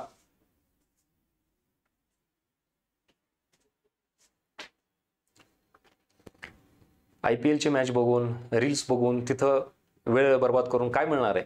त्याच्याऐवजी जर असे लेक्चर्स बघितले तर अख्खं आयुष्य बदलणार रे. जी गोष्ट वर्षानुवर्ष कळतच नाही आपल्याला, आणि ती कळाल्यानंतर किती मोठा बदल होईल आपल्या ह्याच्यात. ठीक आहे, चला पुढं. आता दुसरा विषय, पॉलिटी. पॉलिटीमध्ये तुम्ही जर अभ्यास करत असाल तर प्रश्न समजून घ्या आणि सांगा. ह्याच्यावरून काय सांगा, काय करायचं, काय दिशा मिळते तुम्हाला, आयोग काय सांगायचा प्रयत्न करतो. तुम्ही काय करता, इथं कशावर प्रश्न आहे? कॅग. हे घे, कॅग. रिकामी जागा दिसली, भरून काढ. कॅगचं सगळं कलम, कॅगची नियुक्ती कोण करतं, कॅग कधी किती पदावर राहू शकतो, कॅगचं कार्य काय, अख्खं. Yes or no? तुमच्यापैकी खरं सांगा प्रामाणिकपणे, आतापर्यंत PYQ अनालिसिस म्हणजे अशी इन्फॉर्मेशन भरणं असंच होतं ना, तुम्हाला माहित? जी पण कुठली पुस्तकात ॲज इट इज इकडे छापायची, काय फायदा होणार आहे? बरं, फायदा होत असेल तर कंटिन्यू करा बाबा, तुमचं तुम्ही ठरवा काय करायचं. पण ही रिकामी जागा दिसली की अख्खा कॅगची इन्फॉर्मेशन भरून काढायची. पण त्याच्याऐवजी आता ह्या प्रश्नातून काय अपेक्षित आहे, तुम्ही इथून पुढं पॉलिटीचा अभ्यास करताना सरळ सरळ आर्टिकल विचारलेत ना, मग हे कॅगचं विचारलंय, परत पुढं राष्ट्रपतीचं विचारलं असेल, अजून कशाचं, म्हणजे आपल्याला इथं काय पाहिजे, पूर्ण व्यवस्थित आर्टिकल क्लिअर कट माहिती पाहिजे, किती आहेत काय आहे ते. इथं पण बघा ना, ज्याला असं वाटतं की सर मला माहिती आहे, पण आयोग, मी म्हणलं ना PYQ अनालिसिस करायचं म्हणजे काय करायचं, तर आयोग कन्फ्यूज करतं. तिथं माहिती असलेलं उत्तर सुद्धा तुम्ही तिथं 2 मिनिटं थांबाव, पॉज घ्यावं, किंवा तुम्ही चुकाव. काय कलम 248, कलम 148. आता ठीक आहे, हे सोडून द्या, पण ते पण इथं 343 आहेच 40च्या आसपास रेंजमध्ये. हे जास्त ऑड आहे, हरकत नाही. पण 248 आणि 148 इथं छान वाटतं. इथं लक्षात घ्या, आपण निवांत आहेत. पेपरमध्ये ते प्रेशर जे असतं ना, मी नेहमी सांगतो, जे जुने विद्यार्थी आहेत त्यांनी आतापर्यंत अपयश जे मिळवलंय, अपयशाचं जे प्रेशर आहे, भविष्याची चिंता आहे, त्या प्रेशरमध्ये ना मग माणूस 2 मिनिटं कन्फ्यूज होतो, अरे 148 की 248. आणि झालं, एकदा डोक्यात कन्फ्युजन आलं की उत्तर चुकतं साध्या साध्या प्रश्नांचं. असं पण झालंय का? आणि मग ह्याला आपण कधी तयार राहणार? PYQ अनालिसिस मधून काय घ्यायचं, अख्खा कॅग छापायचा का इथं उतरून? त्याच्याऐवजी हे घ्या ना, हे ऑप्शन बघा, त्याच्यासोबत काय खेळायचं, किंवा इथं कीवर्ड्स कुठला वापरलेला आहे. This is called as PYQ analysis. म्हणजे ऑप्शन सहित विचार करा. चला पुढे अजून घ्या. हा प्रश्न सगळे राज्यसेवेचे प्रश्न ना बघा. हा एका वेगळ्या परीक्षेला होता, 72 नंबरचा प्रश्न. हा 57 नंबरचा परत इथं. पण काय विचारलंय, कॅगच विचारलं ना. आता इथं काय होतं, सरळ सरळ साधं कॅगचं आर्टिकल विचारलंय. इथं बघा, हे कधीपर्यंत पदावर राहतात, त्याची वेतन किती आहे, कशाच्या ह्याच्यामध्ये, सगळं हे स्टेटमेंट बघा ना.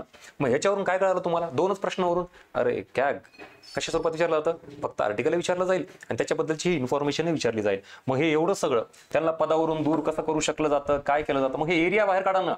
कॅगच्या बाबत इथे लिहायचं सरळ सरळ, कलम विचारलं जाईल, त्याच्यानंतर त्यांचं वेतन विचारलं जाईल. हे कीवर्ड्स, वेतन कोणाची मर्जी असेपर्यंत ह्याच्यावर असू शकतील, आणि शपथ, हे बघा हे कीवर्ड्स, पदावरून दूर कोण करू शकतं. झालं, this is called as PYQ analysis. आणि मग एकदा हा एरिया लक्षात आला, हे POQ बघितल्यानंतर आता इथून पुढे तुम्ही कॅग वाचा. तुम्हाला हे लेक्चर आणि मी नेहमी म्हणतो गजानन भस्के आठवतील, तर हे इथं बघा तुम्ही वाचताना सरळ आठवतं, अरे हां हे कॅग विचारलं होतं, अच्छा वेतन हे झालं ना, परफेक्शन. या पुढं अजून हे घ्या, तिसरा प्रश्न कॅगचाच आहे. काय सगळे वेगवेगळे प्रश्न ना, वेगवेगळ्या परीक्षेत, हे सगळे राज्यसेवा पूर्व परीक्षेचे प्रश्न आहेत. म्हणजे ह्या पण अँगलने कॅग विचारलंय, इथं पण हे विचारलंय. आणि अजून पुढचा प्रश्न, त्यांची नियुक्ती कोणामार्फत केली जाते, नियुक्ती, परत वेतन, पदमुक्त कधी केलं जातं, पाहता हे. आणि मग हे इथं कार्य, ह्याच्या आधी कार्य होते का, इथं कार्य नव्हतं, हे सगळं एरिया इथं कार्य टाकलंय. आला कीवर्ड नवीन, झालं ना. मग आता ह्याच्या पलीकडे कॅग काय करणार तुम्ही, आता आयोगाचा एरिया कळाला. आणि एवढं जर बघा, अजून एक तुम्हाला प्रश्न पडतो, रिपिटेशन ऑफ द POQ आहे का रिपिटेशन ऑफ द एरिया आहे किंवा रिपिटेशन ऑफ द टॉपिक आहे.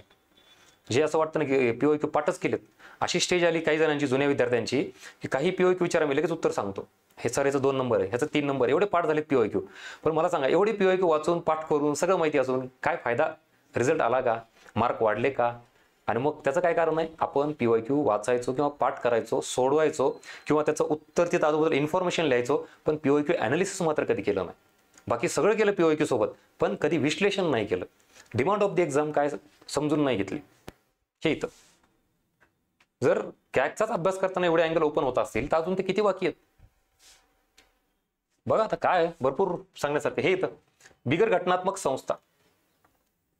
आता तुमचं काय काम माहिती का, विद्यार्थी म्हणून आपण काय करतो, चला घ्या इथं सगळी नीती आयोगाची इन्फॉर्मेशन, चला नीती आयोग कधी स्थापन झाला, राज्य वित्त आयोग, हे सगळं लिहून काढायचं रिकामी जागा. हे आपलं POQ अनालिसिस. ऍक्च्युली आता याच्यातून काय घ्यायला पाहिजे मला तुम्ही सांगा. चला मी 2 मिनिटं पॉज घेतो, मला उत्तर द्या. ह्याचा अनालिसिस करायचं म्हणलं तर काय सांगाल, अभ्यासाची दिशा ह्याच्यावरून कशी ठरवणार, बोलवा, इन्व्हॉल्व व्हा.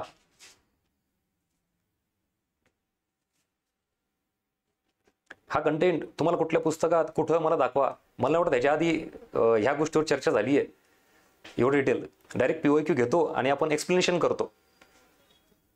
म्हणजे मी काय करतो माहिती का, मग राज्य वित्त आयोग डिटेल माहिती सांगतो, नीती आयोग डिटेल माहिती सांगतो. पण ते तर असणारच नाही, ते कुठं जाणार आहे बॅचमध्ये, दुसरं काय होत असतं मग बॅचमध्ये सगळं डिटेल होणार आहे ना. ऍक्च्युली ह्या प्रश्नाला डिकोड करणं हे जास्त इम्पॉर्टंट आहे. सांगा चला पटकन, या प्रश्नाबद्दल सांगा मला, काय सांगाल.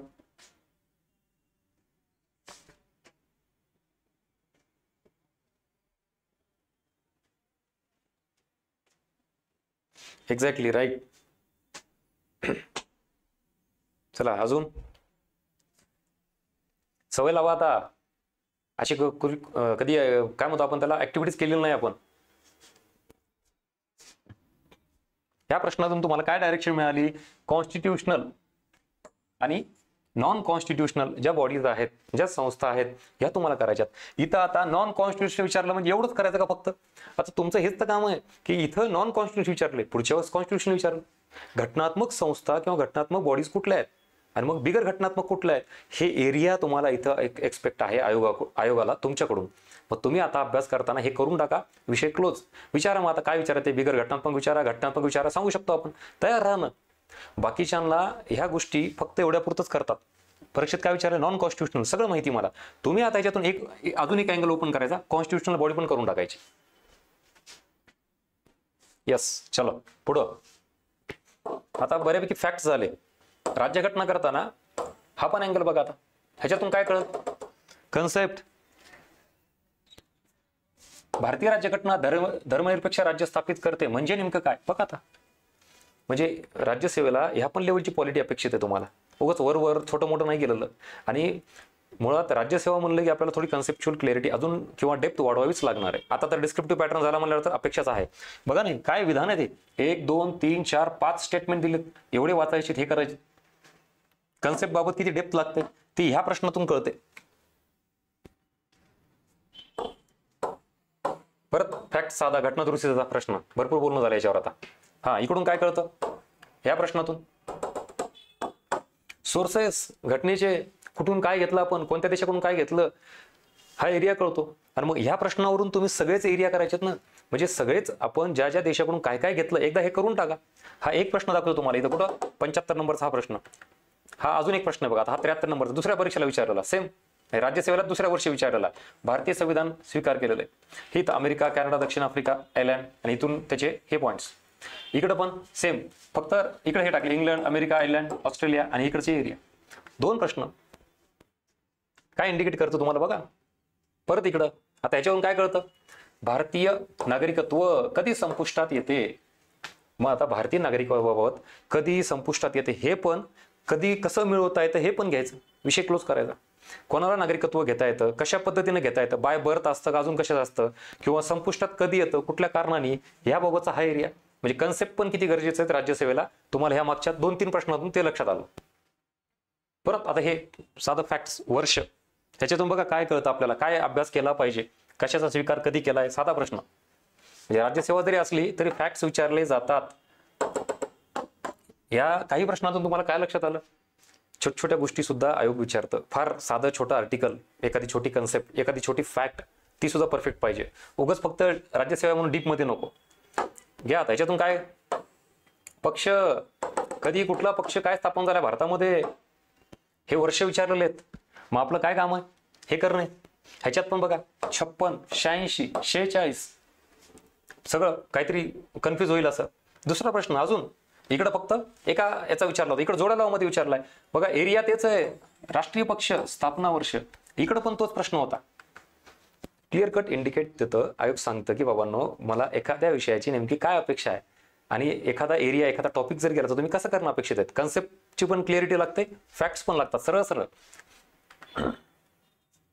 आता हे परत लोकसभेबद्दलची माहिती पूर्ण सगळी इन्फॉर्मेशन, हे परत इथं तुमचं हे आलं बघा पॉलिटी मधला. त्याला इकॉनॉमिक्सचा अँगल म्हणा, इकॉनॉमिक्स मध्ये आपण निधी बघतो. हे आकस्मिक निधी, किती साधा प्रश्न आहे. कोणाच्या अखत्यारीत असतो आकस्मिक निधी. एवढे साधे सोपे प्रश्न सुद्धा राज्यसेवेला असतात. आपण काय करतो, काय करायला पाहिजे, कुठला एरिया करायला पाहिजे, काय नाही ते ठरवा तुम्ही. हा सुद्धा साधा प्रश्न आहे बघा. हा चला 2 विषय झाले, हिस्ट्री, पॉलिटी. आता नेक्स्ट पुढचा विषय जिओग्राफी, आणि मग आपण एकत्रित परत बोलू अजून. काय शेतीचे वैशिष्ट्य, उदरनिर्वाहक शेती, सखोल उदरनिर्वाहक शेती, याचे कुठले वैशिष्ट्य नाही. आता इथं फक्त कुठला कन्सेप्ट आहे ह्याच्यापेक्षा हे पण बघा आयोगाचा, ह्याला म्हणायचं पीओक्यू अनालिसिस. आता नुसतं ह्याच्यावर नका टार्गेट करू की काय विचारलंय, कुठले वैशिष्ट्य नाही. शेवटी आयोग फिरवतो आणि ह्याच्यामुळे एखादा तरी प्रश्न जातो. कशाचा समावेश होत नाही, खालीपैकी कुठलं विधान असत्य नाही, खालीपैकी कुठलं विधान अयोग्य नाही. मग ह्याला नेमकं काय म्हणायचं हेच आपल्याला कळत नाहीये, कारण शेवटी हे असं काहीतरी किचकटपणा करतं आयोग. आणि मग त्या शब्दामुळं पूर्ण आपल्याला वाक्याचा अर्थ नीट न कळाल्यामुळं काहीतरी वाचतो आणि मग तिथे लिहून काढतो. असं वाटतं अरे मला असं वाटलं की योग्य निवडायचंय, मला वाटलं की समावेश होतो असं वाटलं, पण ते तिथे गेलेलं असतं. फर्स्ट आन्सर की आली की कळतं चुकलं. मग एका विषयामध्ये एक जरी प्रश्न चुकला तर 7 विषय आहेत आपल्याला जीएसला. मग 7 क्वेश्चन चुकले म्हणजे 14 मार्क चुकले. विचार करा, कळालं.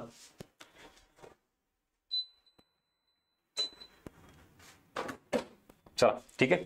हे इथं त्याचे कॅरेक्टरिस्टिक्स, वैशिष्ट्य, एखाद्या तुम्ही टाइप्स ऑफ फार्मिंग, शेतीचे प्रकार ज्यावेळेला करताना त्याच्यातले हे सगळे वैशिष्ट्य तुम्हाला माहिती असणं गरजेचं आहे. शेतीमध्येच परत स्थलांतरित शेती आपण करतो. स्थलांतरित शेतीमध्ये पण इथं बघा जागतिक स्तरावर गेलेला हा प्रश्न. म्हणजे आता हा एरिया जर आला तुम्हाला काय करायचंय, जगात कुठल्या कुठल्या देशामध्ये स्थलांतरित शेतीला काय काय नाव आहेत ते तुम्हाला करायचंय. हा प्रश्न तो इंडिकेट करतो, इन्फॉर्मेशन, फॅक्ट्स म्हणायला. हा आता इथं हा प्रश्न काय सांगतो तुम्हाला, भूगोलाचा अभ्यास करत असाल तर राष्ट्रीय उद्याने भारतात आणि त्याच्या सोबत सोबत हे जगात. हे राष्ट्रीय उद्याने फक्त भारताची विचारले नाही आहेत, एरिया बघा. आणि मग हे राज्यसेवेला जरा थोडं नेक्स्ट लेवलला आपण करणं अपेक्षित. आपल्याला फक्त भारतातले, महाराष्ट्रातले माहिती असतात, पण जगातले पण विचारलेत हे तिथे लिहून ठेवायचं. नाही तर तुम्ही ह्याची सगळे इन्फॉर्मेशन लिहून काढता पण प्रश्नाचा अँगल लक्षात येत नाही. अजून सेम प्रश्न अभयारण्य. आता इथं काय केलेत, राज्य विचारलेत, इथं जगावर गेलं होतं. परत सेम प्रश्न, 3 प्रश्न सांगतो मग. नॅशनल पार्क, इथं पण राज्यच विचारलेले आहेत. म्हणजेच याचा अर्थ अभयारण्य, राष्ट्रीय उद्याने, हा सगळा जो कीवर्ड आहे ना, हा आपल्याला राज्य स्तरावर, देश स्तरावर आणि जागतिक स्तरावर करावा लागणार आहे. ही परीक्षेची डिमांड इथं प्रश्नावर दिसते. हा आता तो एरिया करायचा नाही करायचा त्या सब्जेक्टची आपली फॅकल्टी सांगेल. म्हणजे जसं मी इकॉनॉमिक्समध्ये सांगतो की सगळंच करायचं असतं असं अजिबात नाही. कुठला एरिया करायचा, कुठला नाही करायचा, डूज अँड डोंट्स. मी फक्त तुम्हाला प्रश्नांचा एरिया सांगेल, बाकी त्या सब्जेक्टमधला कुठला हा एरिया खरंच कधीतरी विचारला जातो की आउट ऑफ बॉक्स आहे ते तुम्हाला तिथं ठरवावं लागेल बरं का. नाही तर उगाच इथं दाखवलं सगळं करत बसलात तर परत मार्क येणार नाहीत. यस. परत एखादा खडक, आता त्याचे कॅरेक्टरिस्टिक्स, जलजन्य खडकाचे गुणधर्म, परत इथं शेवटी बघा कसं फिरलं नाही म्हटलेलं आहे आणि मग ते निवडायचे आपल्याला. परत इथं वर्ष आणि मृत्यू दर. तुम्ही ज्या वेळेला जनगणना करता, जनगणना त्याचा मृत्यूदराशी संबंध लावलेला. मग आपण काय करतो, 2011ची जनगणना माहिती आहे. मग ह्या प्रश्नातून बघा ना, इथे 2001, 91 मागे पण गेलेलं आहे. फक्त मृत्यूदर हा कीवर्ड्स पकडला तर ह्याच्यातच तुम्हाला अजून दुसरा कुठला तरी असू शकतं, घनता पकडले सर, सर्वाधिक लोकसंख्या ही ते कळायला पाहिजे. म्हणजे जनगणना फक्त आता 11ची अपेक्षित नाही तर त्याच्या मागेही जर गेलात तर चांगलं राहील. बाकी तुम्हाला ह्याच्यातून आता इलिमिनेट पद्धतीने काढता येईल तो भाग वेगळा, पण जर इलिमिनेशन पद्धत आयोगाने दिलीच नसेल, सगळंच फारच क्लोज दिला असेल तर काय करणार, आपण तयार राहायचं ना. उगा थोडी जुगार खेळायचा आपण इथं. नाही सर मग निघतो मी, उत्तर काढतो बरोबर जोड्या लावून, जर तरवर नको. हे इथं काही हे नाहीये लागलात लागला सट्टा म्हणून, पण ह्याच्यातून ते कळतं की थोडंफार मागं गेलात तर चांगलं राहील. चला यस, या इकडं. आता इथं तुम्ही काय करता, हा प्रश्न बघितला, सिंधू नदी रिकामी जागा दिसली, घे इथं काढ माहिती सगळी सिंधू नदीची. पूर्वेकडून पश्चिमेकडे वाहते, उत्तरेकडून दक्षिणेकडे वाहते, अरबी समुद्राला मिळते का पश्चिम बंगालला मिळते, किती लांबी काय, सगळी माहिती लिही. आणि हे लिहिले जे पुस्तकात ऑलरेडी आहे किंवा नोट्समध्ये ऑलरेडी आहे. इथं काय करणं अपेक्षित आहे, सिंधू नदीची काय विचारलेली आहे, उपनदी. त्यात पण बघा सिंधू नदीची उपनदी नाही, आपण कटकन, चिनाब, बियास किंवा रावी कुठलं तरी एक निवडतो की आपल्याला ओळखीचे. अरे हा पुन्हा कळतं, अरे सिंधू नदीची उपनदी नाही असं विचारलं. पहिली चूक ही होती. म्हणजे आता तुम्हाला ह्याला तयार राहावं लागणार आहे. परीक्षेत राज्यसेवेला असे प्रश्न असतात की फक्त मला कन्सेप्ट क्लिअर आहे, फॅक्ट्स पार्ट आहे म्हणून चालत नाही. हा योगाचा ट्रॅप. शेवटी कुठली उपनदी आहे कुठली नाही हे पण समजून घ्यावं लागेल, म्हणून ह्याला म्हणायचं पीओक्यू अनालिसिस. आणि ह्याला जर तुम्ही तयार नसाल तर मला सांगा, आपला फोकस हा फक्त कशावर असतो माहिती आहे का, प्रश्नात. सिंधू नदी, हा निवड पटकन उत्तर, चल बाहेर, कर गोल, ये. आणि बाहेर आलं का अरे नाही, मग शेवटी इथं नाही म्हणलं होतं, कळालं का. दिस इज कॉल्ड ॲज पीओक्यू अनालिसिस. आणि मग याला तयार राहणं, आत्ताच मानसिकता तयार करा ना की अशा स्वरूपात शेवटपर्यंत प्रश्न वाचायचा. ते झाला एक अँगल. दुसरा, मग आता याच्यावरून इथं लक्षात आलं की सिंधू नदीची उपनदी विचारलेली आहे, तर आता इथून पुढे तुम्ही ज्या वेळेला जे काय कराल त्याच्या उपनद्या करणं व्यवस्थित बरोबर ऑप्शन मधून इलिमिनेट करता येईल, तुम्हाला बरोबर उत्तर मिळेल. म्हणजे उपनद्या करणं हे इथं तुम्हाला आयोग इंडिकेट करतं. ठीक आहे, उत्तर आहे याचं, तेच म्हणलं, उत्तर काढायला आपण आलेलं नाहीत, कन्सेप्ट क्लिअर करायला नाहीत, प्रश्नाचा अनालिसिस कसं करायचंय घ्या. आता हा एक प्रश्न झाला इथं. अजून दुसरा प्रश्न घ्या. झेलम ही सिंधू नदीची उपनदी असून ती उलर सोलर सरोवरातून वाहते. सतलज ही सिंधू नदीची दक्षिणेकडील उपनदी आहे. बघा आता, म्हणजे ह्याच्यातून दक्षिणेकडील उपनदी, उत्तरेकडील उपनदी किंवा उपनदी हे तुम्हाला व्यवस्थित करायचंय. मग कुठल्याही नद्या करताना आपण इतर गोष्टी करतो नद्यांचे, पण परीक्षेत मॅक्झिमम प्रश्न कशावरती ठरवा. परत काय प्रश्न आहे आता, कोणत्या मृदेत लोह बॉक्साईट प्रमाण अधिक असतं. टाइप्स ऑफ सॉइल, मृदेचे प्रकार, रेगूर मृदा, जांभी मृदा, खडकाळ मृदा, अजून काय काय असेल ते. म्हणजे इथं विचारली तुम्हाला कुठली ही, याच्यात हे सगळे टाईप आहे का इथं, तांबडी, जांभी, गाळाची, रेगूर. मग आता आपल्याला काय असतं, कन्फ्यूज. माहिती सगळेच आहेत ना, नावं, परफेक्शन, एक्झॅक्टली प्रत्येक मृदेचे, सॉइलचे व्यवस्थित कॅरेक्टरिस्टिक्स, वैशिष्ट्य माहिती पाहिजे. एक्झॅक्टली ती सॉइल जर विचारली तर आपल्याला पटकन सांगता आलं पाहिजे. ठीक आहे, ह्या प्रश्नाचे उत्तर सांगाल, हा सोपा आहे अवघड, डझंट मॅटर. मला काय सांगायचं तुम्हाला, इथून पुढं आता टाइप्स ऑफ सॉइल करताना हा प्रश्न लक्षात ठेवायचा आणि त्याचे काही इम्पॉर्टंट कॅरेक्टरिस्टिक्स असतात, वैशिष्ट्य, ते तुम्हाला पाठच पाहिजे, माहिती पाहिजे. धरण आपण किती करतो सगळे, पण इथं समजून घ्या, हे धरण तर विचारलेत, ते त्याच्या संदर्भातील नदीही आणि राज्यही, म्हणजे 3 एरिया माहिती पाहिजेत. कुठल्या राज्यात आहेत, त्याच्या संबंधित नदी कुठली आहे आणि ते धरण, त्याचं नाव, हा एरिया. एवढा इथं लिंक लावलेला. आणि त्याच्यानंतर मग तुम्हाला जोड्या लावायच्यात. विचार करा, हा प्रश्न किती किचकट आहे. हा, आता अजून हा पण प्रश्न बघा, लक्षात घ्या. इथं काय विचारलेलं आहे, प्रमुख डोंगर रांगा करतो ना आपण, सगळ्यांना माहितीत. नद्यांची खोरं सगळ्यांना माहितीत. इथं एकत्रित काय केलेलं आहे, सातपुडा पर्वत रांग, सातमाळा अजिंठा डोंगर रांग, हरिश्चंद्रबाला गट, शंभू महादेव डोंगर रांगा विचारला. ऍट द सेम टाइम त्यांना कशाची लिंक लावलेली आहे, सगळ्या नद्या, मग त्यांच्या दक्षिणेकडे कुठली नदी आहे हे विचारलेलं आहे. आता ह्या प्रश्नातून काय कळतं, नद्याही करायच्यात, डोंगररांगाही करायच्यात, पण त्याच डोंगररांगामधून उत्तरेकडे कुठली नदी आहे, दक्षिणेकडे कुठली नदी आहे, त्यांचं जे सेग्रिगेशन केलेलं आहे, बायफर्गेशन झालेलं आहे, ते कुठल्या नदीनं झालेलं आहे, ह्या अशा गोष्टी जर विचार घेऊन तुम्ही अभ्यास केला तर आउटपुट खूप जास्त मिळतं. आणि आत्तापर्यंत आपलं काय चुकलं, नुसतं परीक्षेत तयारी करायची म्हणलं, घे पुस्तक वाचून काढ, मग कन्सेप्ट क्लिअर झाल्या, फॅक्ट्स पाठ झाल्या, मान्य आहे, पण परीक्षेला जे विचारलं ते येत नाही, कारण आपण वाचलेले कन्सेप्ट, समजून घेतलेले कन्सेप्ट, फॅक्ट्स हे एक्झाम ओरिएंटेड नाही वाचलं. आपल्याला जसं वाटलं तसं वाचून काढलं आपण, पण मग आता वाचताना डोंगररांगा नद्या दिसल्या की हा प्रश्न आठवतो, अरे हा असं प्रश्न विचारतं. यस, क्वेश्चनची फ्रेमिंग ही जर कळाली ना, तुम्ही बघा काही काही जणांना मार्क का जास्त येतात. म्हणजे हा, किंवा विशेषतः जे काही विद्यार्थी आहेत ज्यांनी फार मेन्स दिलेले आहेत वगैरे, ते इझी प्री काढतात. का बरं? कारण त्यांना हे कळालेलं असतात की आयोगाला नेमकं काय पाहिजे असते, डिमांड ऑफ द एक्झाम कळालेली असते. आणि नवीनवाल्यांना ही संधी आहे, या लेक्चरमधून तुम्ही लिटरली तुमचे 2-3 वर्ष सेव्ह करू शकता. कारण हे मला नाही वाटत तुम्हाला आजपर्यंत कधी असं बघण्यात आलेलं आहे. बघा आता तुम्ही ठरवा काय करायचं ते. चला, इथपर्यंत कळालं का सांगा मला, डोस पोहोचतोय का तुमच्यापर्यंत, उद्देश साध्य झाला का? ज्या हेडिंगने आपण लेक्चर स्टार्ट केलं होतं, PYQ अनालिसिस, मागच्या जवळपास अर्धा पाऊण तास झालं फक्त त्या एका शब्दावर बोलतोय आपण, आणि आज त्याचा खरा अर्थ कळाला का? चला पटकन. आणि हा कंटेंट आवडत असेल तर नक्की लाईक करा, जास्तीत जास्त तुमच्या विद्यार्थ्यांना, मित्रांना शेअर करा. चला सांगा पटकन.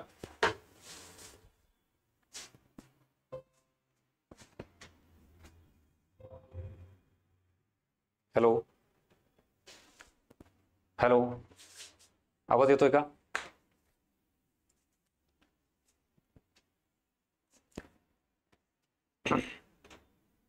हॅलो हॅलो,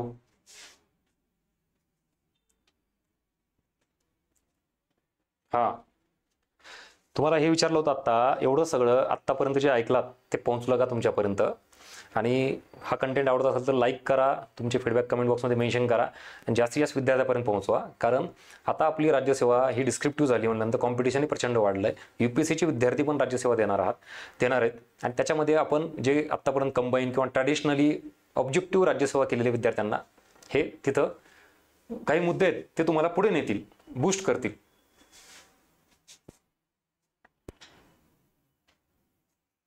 या एकाच लेक्चरमधून याच्यातून किती डायरेक्शन मिळाली असेल, तुम्ही स्वतः अजून काय काम केलात, परत टचमध्ये राहा.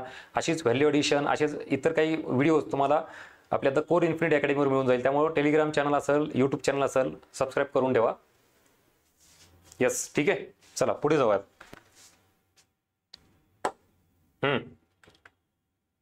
सेम. आता हा झाला प्रश्न. पुढचा, प्रवरा, कुकडी या नद्या दरम्यान कुठली डोंगर रांग आहे? बालघाट पठारावरून कुठली नदी वाहते? सेम. आता तोच एरिया, इकडे वेगळा प्रश्न होता, इकडे वेगळा प्रश्न आहे, पण थीम सारखीच आहे. तापी गोदावरी नदी खोऱ्या दरम्यान ह्या 2 डोंगर रांगा आहेत का? थीम तीच आहे ना, बेसिक कन्सेप्च्युअल क्लिअरिटी तीच आहे. 2 प्रश्न तुम्हाला त्याच्यावर पाहायला मिळत आहे.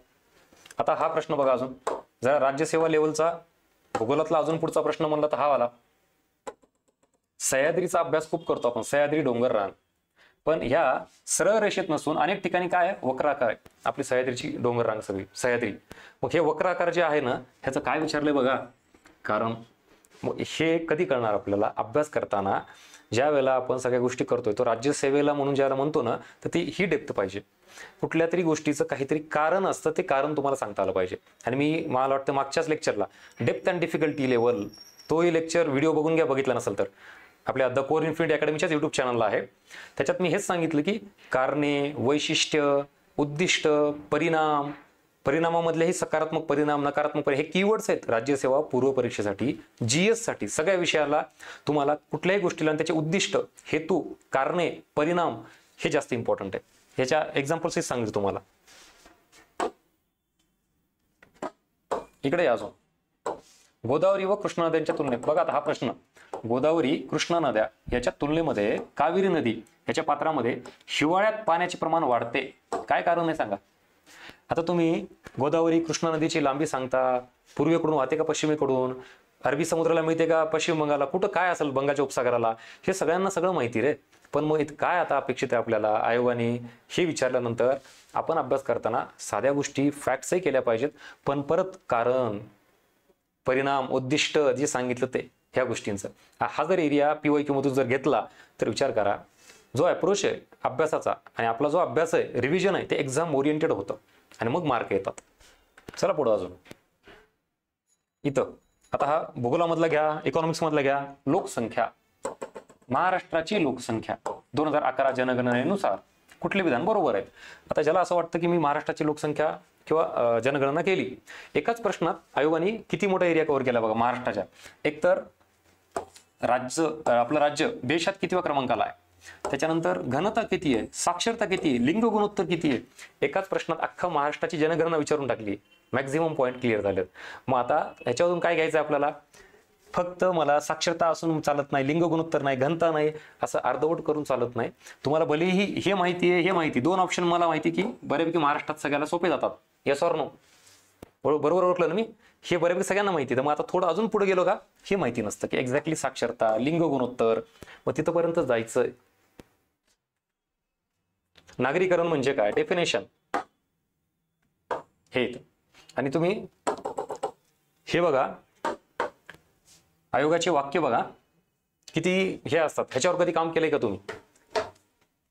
नागरीकरण म्हणजे काय कळालं, शहरामध्ये लोकसंख्येचं केंद्रीकरण, शहरामध्ये लोकसंख्येचं विकेंद्रीकरण, खेड्यात लोकसंख्येचं केंद्रीकरण, केंद्रीकरण विकेंद्रीकरण, शहरामध्ये खेड्यामध्ये. परत सांगतो, हे वाचताना ना तिथं गोंधळ होतो. तुम्ही कुठलीही गोष्ट मी जी आत्ता सांगतो एवढ्या पोटतिडकीनं तळमळीनं सांगतो का, परीक्षेमधलं प्रेशर आठवायचं इथलचं नाही. तुम्ही लायब्ररीमध्ये बसून जर PYQ अनालिसिस करत असाल तर ते नाही, तर पेपरमध्ये एखाद्या प्रश्नाचा अर्थ, ते वाक्य, ते ऑप्शन्स आणि त्याच्यातून नीट अर्थ काढून उत्तर बरोबर देणं हे फार जड जातं. ज्यांनी परीक्षा दिली आहे त्यांना चांगलं कळत असेल मी काय म्हणतो ते, नवीनवाल्यांना कळलं पेपरमध्ये गेल्यानंतर. मग हे इथंच बाहेर अर्थ काढून घ्या ना. अशा वाक्यांना आपण आधीच तयार राहायचं की तिथं आयोग गोंधळ घालणार आहे. सांगतो अजून पुढे, चला. हा, हे झालं इथंपर्यंत भूगोल. परत म्हणजे आपण हिस्ट्री, पॉलिटी, जिओग्राफी कव्हर केलंय. आता थोडं सायन्स कडे येऊ. सायन्समध्ये काय, हा प्रश्न काय सांगतो तुम्हाला, इथून पुढं जे काही व्हिटॅमिन्स आहेत ज्याचा आपण अभ्यास करतो, A, D असेल काय सगळंच, B12, त्याच्या इथं बाजूला काय विचारलंय, त्याच्यामुळे त्याच्या डिफिशियन्सीमुळे होणारे आजार, रोग, डिसीज. आणि मग इतर काही अजून विटॅमिन्स असतील, काही असेल तर रोग, त्याच्या संदर्भात तुम्हाला माहिती पाहिजे. क्लिअर कट साधा प्रश्न सायन्स मधला. भले अवघड न येऊ द्यात, ते इक्वेशन वगैरे विचारले जातात, काही प्रॉब्लेम्स विचारले जातात, मॅथमॅटिकल कॅल्क्युलेशन्स. त्याच्याऐवजी हे सोपे आहेत ना रे. मग सायन्सचा हा एरिया का सोडायचा? ज्याला वाटतं की सर मला सायन्स जमत नाही, त्यातही विशेषतः आर्ट्स आणि कॉमर्स बॅकग्राऊंड असलेले, नॉन सायन्स बॅकग्राऊंडवाल्यांनी घाबरायचं नाही. साध्या काही गोष्टीत किमान ॲव्हरेज लेवलला तरी मार्क घेऊ शकतो आपण, फक्त एरिया कळायला पाहिजे तो आपल्याला. नेक्स्ट सेम काय, आता हा प्रश्न काय इंडिकेट करतो सांगा मला, काय कळतं ह्या प्रश्नावरून, काय आयोगाला अपेक्षित आहे तुमच्याकडून? मुलाचा ताप 104 फॅरेनहाइट आहे, तर तापमान किती डिग्री सेल्सिअस मध्ये आहे सांगा. काही युनिट्स असतात, काही मोजमापाचे काही पॅरामीटर्स असतात, निकष असतात, तर ते एकमेकांमध्ये कन्वर्ट करणं हे तुम्हाला जमलं पाहिजे. ठीक आहे. टेम्परेचरचं डिग्री सेल्सिअसमध्ये, डिग्री सेल्सिअसचं फॅरेनहाइटमध्ये, फॅरेनहाइटचं डिग्री सेल्सिअसमध्ये, किंवा अजून कुठले कळतंय. हे सायन्सचे एरिया. इथं पण परत हे बघा, खालीलपैकी बर्नौली समीकरणाचा उपयोग नाही, मग ते परत ऑप्शन. हा ठीक आहे. इथं पण आता बघा, कोणते वाक्य चुकीचे आहे. इथं पण अणुकेंद्रक प्रोटॉन न्यूट्रॉनने बनलेलं आहे. बघा आता प्रोटॉनवर धनभार असतो, इलेक्ट्रॉनवर ऋणभार असतो, न्यूट्रॉनवर धनभार असतो. धनभार, ऋणभार, धनभार, प्रोटॉन, इलेक्ट्रॉन, न्यूट्रॉन, हे ज्यानं अभ्यास केलं ना ते सुद्धा 2 मिनिटासाठी तिथं पॉज कर, अरे थांबा, काय प्रोटॉन, इलेक्ट्रॉन, न्यूट्रॉन, कशाचा पॉझिटिव्ह कशाचा निगेटिव्ह. मग ह्याला इथं जर कन्फ्यूज होत असेल त्याचा अर्थ अभ्यास अर्धवट आहे. लक्षात घ्या. याच प्रश्नातून काय इंडिकेट होतं, तिथं गेल्यानंतर असे वाक्य एवढे क्लोज असतात की फार छोटा डिफरन्स असतो आणि एकदाच वाचल्यामुळं आपण डायरेक्ट सगळं मिक्स होऊन जातं. मग ह्याला काय अपेक्षित येतं, परफेक्शन, क्लिअर कट. काय माहिती पाहिजे तुम्हाला, प्रोटॉनवर कुठला चार्ज, इलेक्ट्रॉनवर कुठला असतो आणि न्यूट्रॉनवर कुठला.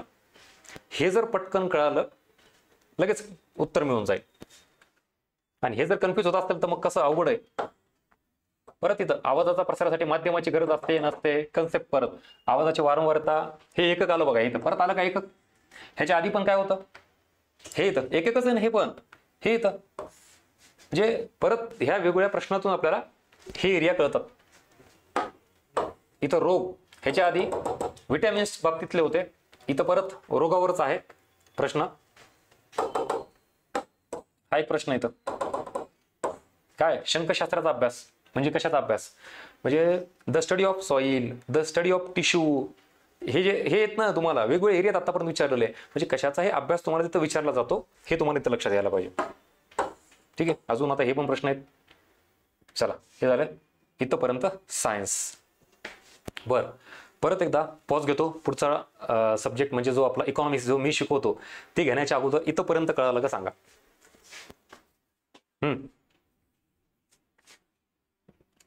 हेवी डोस झाला का फार, का कळाला? आणि इथं तुम्हाला या सगळ्यावरून परत इथं एकदा आणतो, म्हणजे कळेल आपण कुठं होतो आणि कुठं आलो. या इथं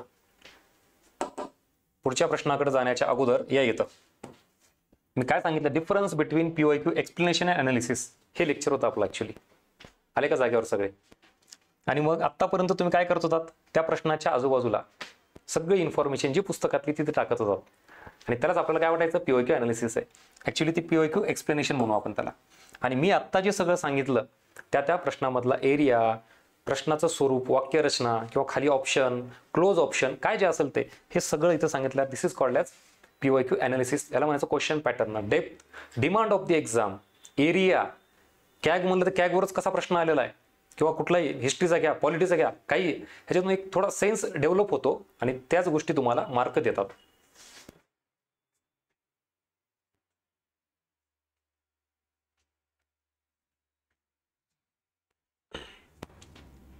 कळालं का इथपर्यंत? आणि हेच इथं तुम्हाला इथं सांगत होतो की हा फरक आतापर्यंत आपण काय करत होतो. पीओक्यू केले पाहिजे सगळेजण सांगतात, पण पीओक्यू कसे केले पाहिजे, पीओक्यू अनालिसिस केलं पाहिजे मान्य, पण ते कसं केलं पाहिजे ह्याचं उत्तर मिळालं का तुम्हाला? आणि अजून पुढे जाऊ.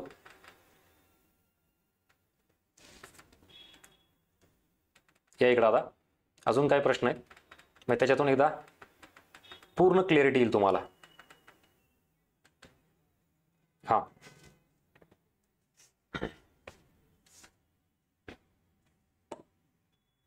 आता सगळेच घेणं शक्य नाहीये. मेन हेतू आपला अनालिसिस कळायला पाहिजे तुम्हाला. या इकडं हा इकॉनॉमिक्सचा प्रश्न. आता इकॉनॉमिक्स विषय स्टार्ट केला, ह्याच्यामध्ये सरळ MPI, multi dimension poverty index आपल्याला माहिती, त्याच्याबद्दल हे असे काही त्याला म्हणतो डेप्रिवेशन रेट आहेत ते विचारले गेलेले आहेत. त्याला आपण वंचितता दर म्हणतो. मग जेव्हा एखादं कुटुंब वंचितता गुणका त्या कुटुंबाचा डेप्रिवेशन रेट हा टिंब एवढा टक्के किंवा त्यापेक्षा अधिक असतो, त्यावेळी ते कुटुंब काय असतं, बहुआयामी दारिद्र्य त्याच्यामध्ये असतं. मग आपल्याला इथं 33 ऑप्शन बघा, 20.33, 50.33, 40.33, 33.3. ठीक आहे, याचं उत्तर येईल तुम्हाला माहिती आहे. पण परत तोच मुद्दा आला का, तिथं गेल्यानंतर आयोग ऑप्शन कसे क्लोज टाकतो. मग ह्याला आपण तयार आहोत का? मग ह्या पीओक्यू अनालिसिस मधून काय घ्यायचं की तिथं आपण उगाच वरवर वाचलो आणि असं म्हणलं की सर मी रीड केलेलं आहे, 4 पर्यायातून निवडतो मी. काय निवडणार तुम्ही एवढं कन्फ्युज केल्यानंतर? तुम्हाला अजून पुढे दाखवतो. आता हे असे काही हे असतात गुन्हार मेडल किंवा अर्थतज्ञ, याचं प्रमाण कमी असतं, पण याचे सांगेल तुम्हाला मी आता काय करायचं. जे आपले आधी ओळखीचे ते घेऊ. हा, हे बघा पॉवर्टी गॅप इंडेक्स. आता हा अभ्यास करण्यासाठी असतं, कुठल्या कारणासाठी काढला जातो पॉवर्टी गॅप इंडेक्स. ज्याने अभ्यास केलाय माहिती आहे त्यांनी ऑप्शनकडे बघावं नीट. दारिद्र्य दूर करण्याकरिता किती, दारिद्र्य दूर करण्याकरिता किती, 2 ऑप्शन जवळपास सारखेच आहेत. दारिद्र्य दूर करण्याकरिता किती, तिसरा ऑप्शन. बदल काय काय बघा. आता इथं पण तूट भरून काढावी लागेल, तूट भरून काढावी लागेल, हे 2 ऑप्शन इथं कॅलरीज, इथं उत्पन्न, इथं दरडोई उत्पन्न. म्हणजे एका कीवर्डचा फरक आहे. मग आपण हे कधी समजून घ्यायचं, फक्त पॉवर्टी गॅप इंडेक्स करायचा, वाचायचं, पुढे जायचं. हेड काउंट रेशो करायचा. मी बॅचमध्ये शिकवलं बघा तुम्हाला, हेड काउंट रेशो आणि पॉवर्टी गॅप रेशो दोघातला फरक. आणि मग इथं कळतं. पण नुसतं माहिती असून चालत नाही, तिथं आयोग तुम्हाला इथं कन्फ्यूज करतं की खरंच ह्याच्यामधून नेमकं कुठलं, कॅलरीची तूट, उत्पन्नातील तूट की दरडोई उत्पन्नातील तूट. कन्फ्यूज करण्यासारखं आहे. अभ्यास करून पण कुठं कमी पडतो इथं. म्हणून क्लिअरिटी पाहिजे आणि पीओक्यू अनालिसिस फार स्ट्रॉंग पाहिजे. अजून पुढे चला. ज्याला असं वाटतं योजनेचा अभ्यास झालाय, बेटी बचाव बेटी पढाओ, साधा प्रश्न आहे, केव्हा सुरुवात झाली, वर्ष बघा. आता ज्याला माहिती असलं तरीही कुठं चुकतं. 22 जानेवारी, 22 जानेवारी, 22 जानेवारी, 25 जानेवारी. पण 22 जानेवारीला 3 ऑप्शन आहेत, 16, 18, 15, 15 वाले 2 ऑप्शन आहेत. आता सांगा मला, मग हे PYQ अनालिसिस कधी केलंय का आपण? काय लेवलचा प्रश्न आहे हा? फार साधा सिंपल, एखाद्या योजनेचं वर्ष विचारलंय, पण सहजासहजी आयोग तुम्हाला असा मार्क देतो का हे घे बाबा ही योजना विचारली हे तुला मार्क नाही. इथं तुम्हाला माहिती असलेलं सुद्धा उत्तर चुकतं का नाही मला सांगा. आणि हा डेमो, हा अँगल, हे PYQ अनालिसिस कधी करायचं आपण? सुरुवातीला नाही तर 4-5 वर्ष गेल्यानंतर पटते का? आता हा प्रश्न बघा ना काय आहे, म्हणजे कुठल्या लेवलला आयोग काय करायला लागलाय. हा मेसेज आयोग देतोय प्रश्नातून की मला तुमच्याकडून बाबा खूप जास्त परफेक्शन पाहिजे. उगाच नको सांगू मला की 2015 आहे किंवा 2018 आहे, पण असं नको सांगू की जानेवारी आहे. जानेवारीमध्ये पण 22 जानेवारी आहे का 25 जानेवारी का अजून काय सांगा. चला,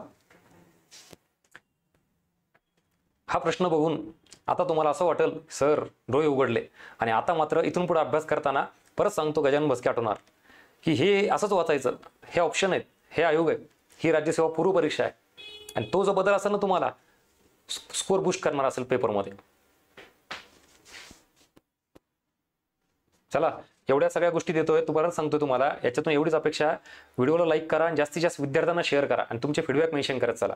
कारण हा सगळा जो पार्ट आहे आपल्या अभ्यासाच्या पलीकडं कुठंतरी जे कमी पडतोय ना, म्हणजे आयोगात आणि तुमच्यात, आपण अभ्यास तर सगळेजण करतोय खूप प्रामाणिक कष्ट, वर्ष 2 वर्ष 5 वर्ष, रिझल्ट का नाहीत, मार्क का नाहीत? कारण डिमांड ऑफ द एक्झाम का आलेली नसते, काय करायचं काय नाही ते. जे की मला वाटतं ह्या व्हिडिओमधून बऱ्यापैकी समाधानकारक इन्फॉर्मेशन तुमच्यापर्यंत पोहोचली आहे. बाकी आता तुम्ही निर्णय घ्या काय करायचं ते. भरपूर अजून आता खूप म्हणजे डिस्कस करण्यासारखं, जे तेच तुम्हाला गोष्टी मी सांगितलेल्या आहेत आता ऑलरेडी. आता हे इथं सेम मी इकॉनॉमिक्स मध्ये सांगतो, हे कुबेराची पूजा करणारे शास्त्र. आता हा असा एरिया आहे, हा करत बसायचा का?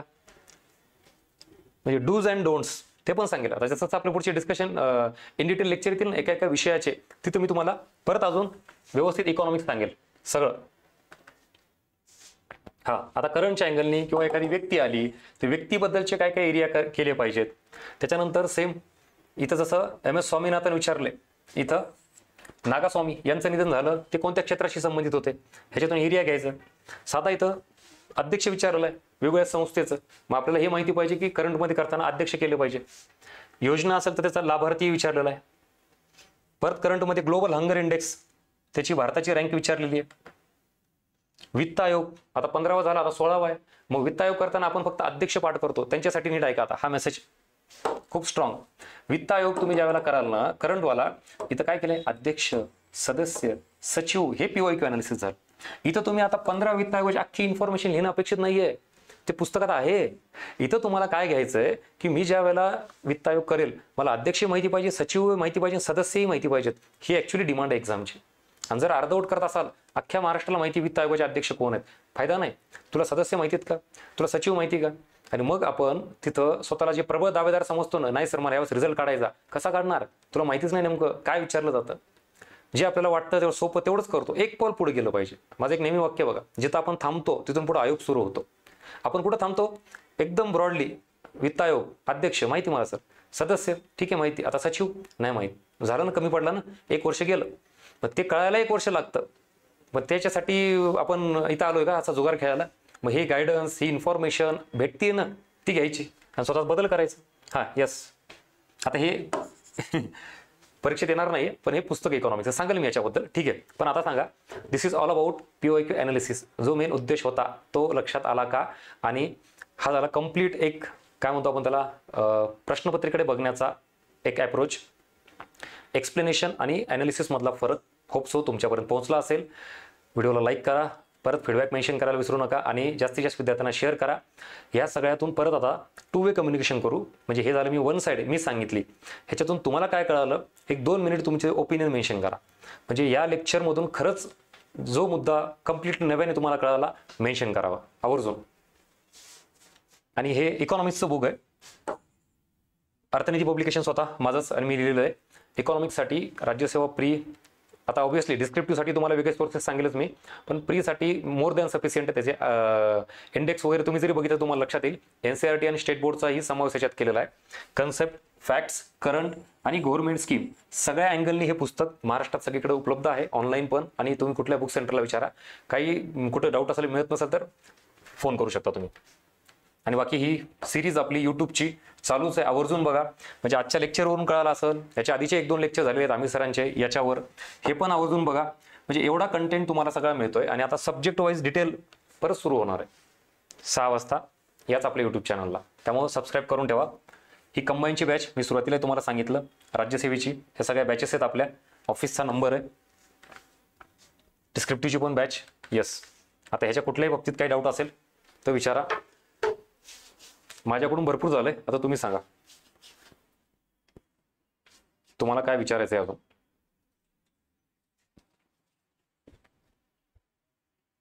चला सर, PYQ आणि त्याचे स्पष्टीकरणची नोट्स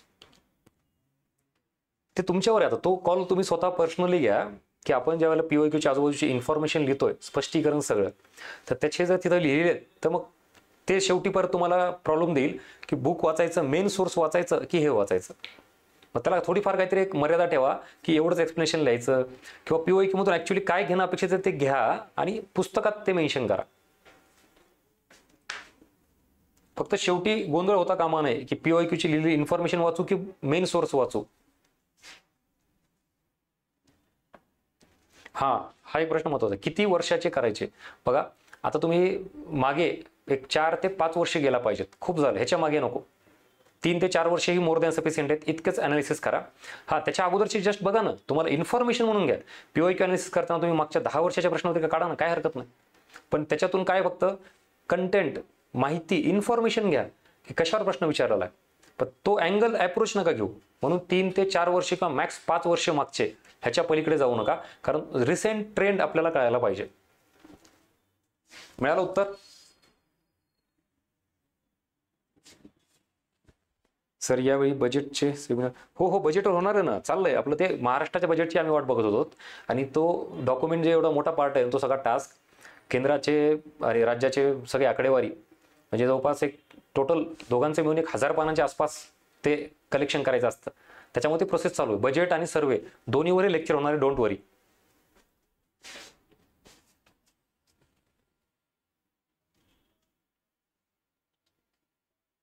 पॉलिटी बाबत बिलकुल यस. म्हणजे त्याच्यातून काय काय मिळालं तुम्हाला ते लिहून घ्या, उतरवून घ्या आणि इम्प्लिमेंट करा. फक्त ऐकू नका. असे आजपर्यंत किती वेळा लेक्चर किती ऐकले असतील. आणि मी जे सुरुवातीला सांगितलं होतं, या प्रश्नांची उत्तर मिळाली का मला सांगा आता. म्हणजे आतापर्यंत सब्जेक्ट वाचायचा, टॉपिक वाचायचा, कुठून वाचायचा, किती वाचायचं, सगळं कळालं. पण टॉपिक कसा वाचायचा, सब्जेक्ट कसा वाचायचा, याचं उत्तर मिळालं का आज? काय वाचायचं हे सगळ्यांना माहिती होतं, पण कसं वाचायचं हे आज मिळालं असेल उत्तर त्याचं. Right?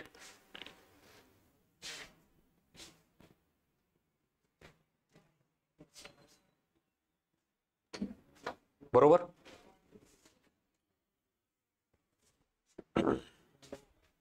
Yes. Demand of the exam ही एक लक्षात आली असेल, की एक्झॅक्टली राज्यसेवा पूर्व परीक्षेला त्या सब्जेक्टची काय डिमांड आहे, कशा पद्धतीने प्रश्न विचारले जातात. ठीक आहे, बरं. माझ्या पद्धतीने आता आपण बऱ्यापैकी सगळं कव्हर केलेलं आहे. असंच सगळंच आता एकाच दिवशी एकाच लेक्चरमध्ये घेणं शक्य नाही. जेवढं पॉसिबल आहे तेवढं आपण घेतलंय. तुम्हाला मी नेहमी परत सांगेल, टचमध्ये राहा. द कोड इन्फिनिटी अकॅडमीचं YouTube channel, Telegram channel subscribe करून ठेवा. म्हणजे असा सगळा एक्झाम ओरिएंटेड क्वालिटी कंटेंट तुमच्यापर्यंत मिळेल. आणि जी आपली बॅच स्टार्ट झालेली आहे, जी आता परत राज्यसेवेची प्रीची पण आहे, ह्या कुठल्याही बॅचची इन्फॉर्मेशन तुम्ही ऑफिसमध्ये विचारू शकता. आवर्जून बॅच जॉईन करा. कसं होतं, सेल्फ स्टडीमध्ये आपल्याला वाटतं आपण करतो, पण त्याला वेळ लागतं. म्हणजे असं नाही की सेल्फ स्टडीमधून अभ्यास होत नाही, होतो ना, पोस्ट मिळते का, मिळते. पण ह्या सगळ्या गोष्टी तुम्ही एक विद्यार्थी म्हणून एका विषयाला किती वेळ देणार ना. मग त्याचा सगळा क्रक्स किंवा हे सगळं ॲनालिसिस तुम्हाला इझिली मिळतं. हा त्याचा फायदा आहे. ठीक आहे, चल. So okay, thank you so much for joining. भेटूया पुढच्या लेक्चरमध्ये. थँक्यू.